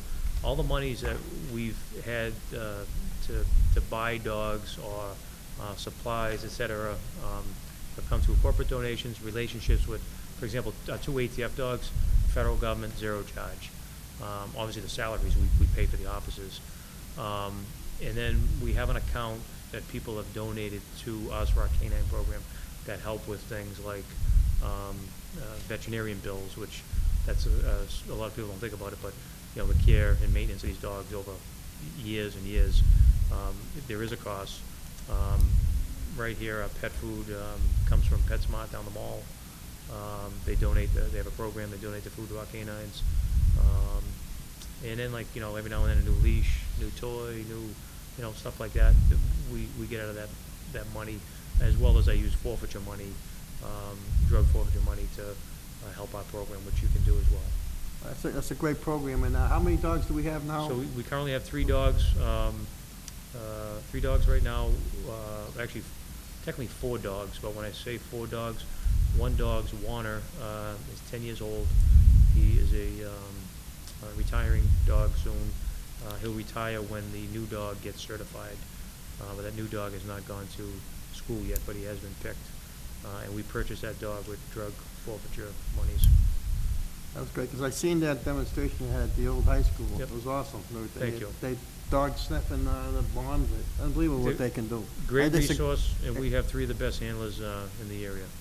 It's a great thing, great thing. We need it now, is the Thank way you. this world is. Thank you. Counsel McKinnon. Through you, Mr. Chairman, to the chief. Overtime. That's level funded across the board, 380,000. Where am I, sir? I'm sorry. Page 19. Page 19. We took them collectively, Okay, sir. Yep. Question was, I'm sorry? It's level funded from FY '14. Yep. Is that a good amount? Yeah, yes, with the, so with the increase in new offices, It's overtime helping should that. actually start go, It's gonna- overtime will start it going down. should start going Yeah. down? Okay. Yep. And the rest, pretty much longevity, holidays, that's all basically union. All contractually, yes. Okay. Holiday, night differential, longevity, those Pretty stipends, much. senior patrol, all that stuff, minus the above grade differentials is when you have a situation where, like it comes up now a lot in the summer months between like Memorial Day and Labor Day. We mandated an officer in charge, lieutenant, and a street supervisor on the Mhm. street during the evening, especially at nighttime. If, for example, on a regular shift, if the sergeant's out, we backfill, or if a boss outside of that time frame, let's say on a shift where the lieutenant is out, the sergeant gets bumped up lieutenant's pay. So do they do that automatically, right away, or is They- it a certain period of time, or? No, how we is do, it? well, so hiring supervisor between Memorial Day and Labor Day at nighttime. Yep. That's an overtime issue. The regular, like, across the year, if a boss is, when I say boss, a lieutenant's out, and there's only a sergeant, he gets to bump up lieutenant's pay. And that difference in pay comes out of that above grade differential. Okay. Thank you. You're welcome. Are there any other questions? Oh, Counsel Hanlon. Chief, if you would, on the page 18, the detention supervisor, is part-time 3. Yes, sir.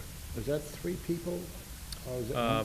Yeah, so that's about the average we've had. I mean, it's tough to keep. We've had some long-term people in that job, but it's tough because it's not you don't come to work unless we call you. And it's usually we call you at 10 o'clock at nighttime Right. and to stay with us overnight, so. Is it one person that you, I expect we use 3 throughout the year? No, it's 3 people, and we try to scatter them, like, someone might say, hey, I can only work days, or I can only work eves, or Okay. overnight. So you have to have a minimum, I mean, you should have 2 to 3, because, someone it can get busy, I know. but you can also, for example, we arrest someone on a Friday night, and they can't get billed out and they're with us. If you don't have someone to relieve, the person basically is stuck with us for the whole week. I mean, the detention officer the matron is stuck with us for the whole weekend. Thank you. Yep. Any other questions? Are there any proposed cuts? Seeing none. Customary thanks. Before we excuse the chief, if I may, from the chair, I just want to say, Chief, you do a great job with your department. You always have. I know you've been with the force for a very long time. I was glad to hear about the grant money.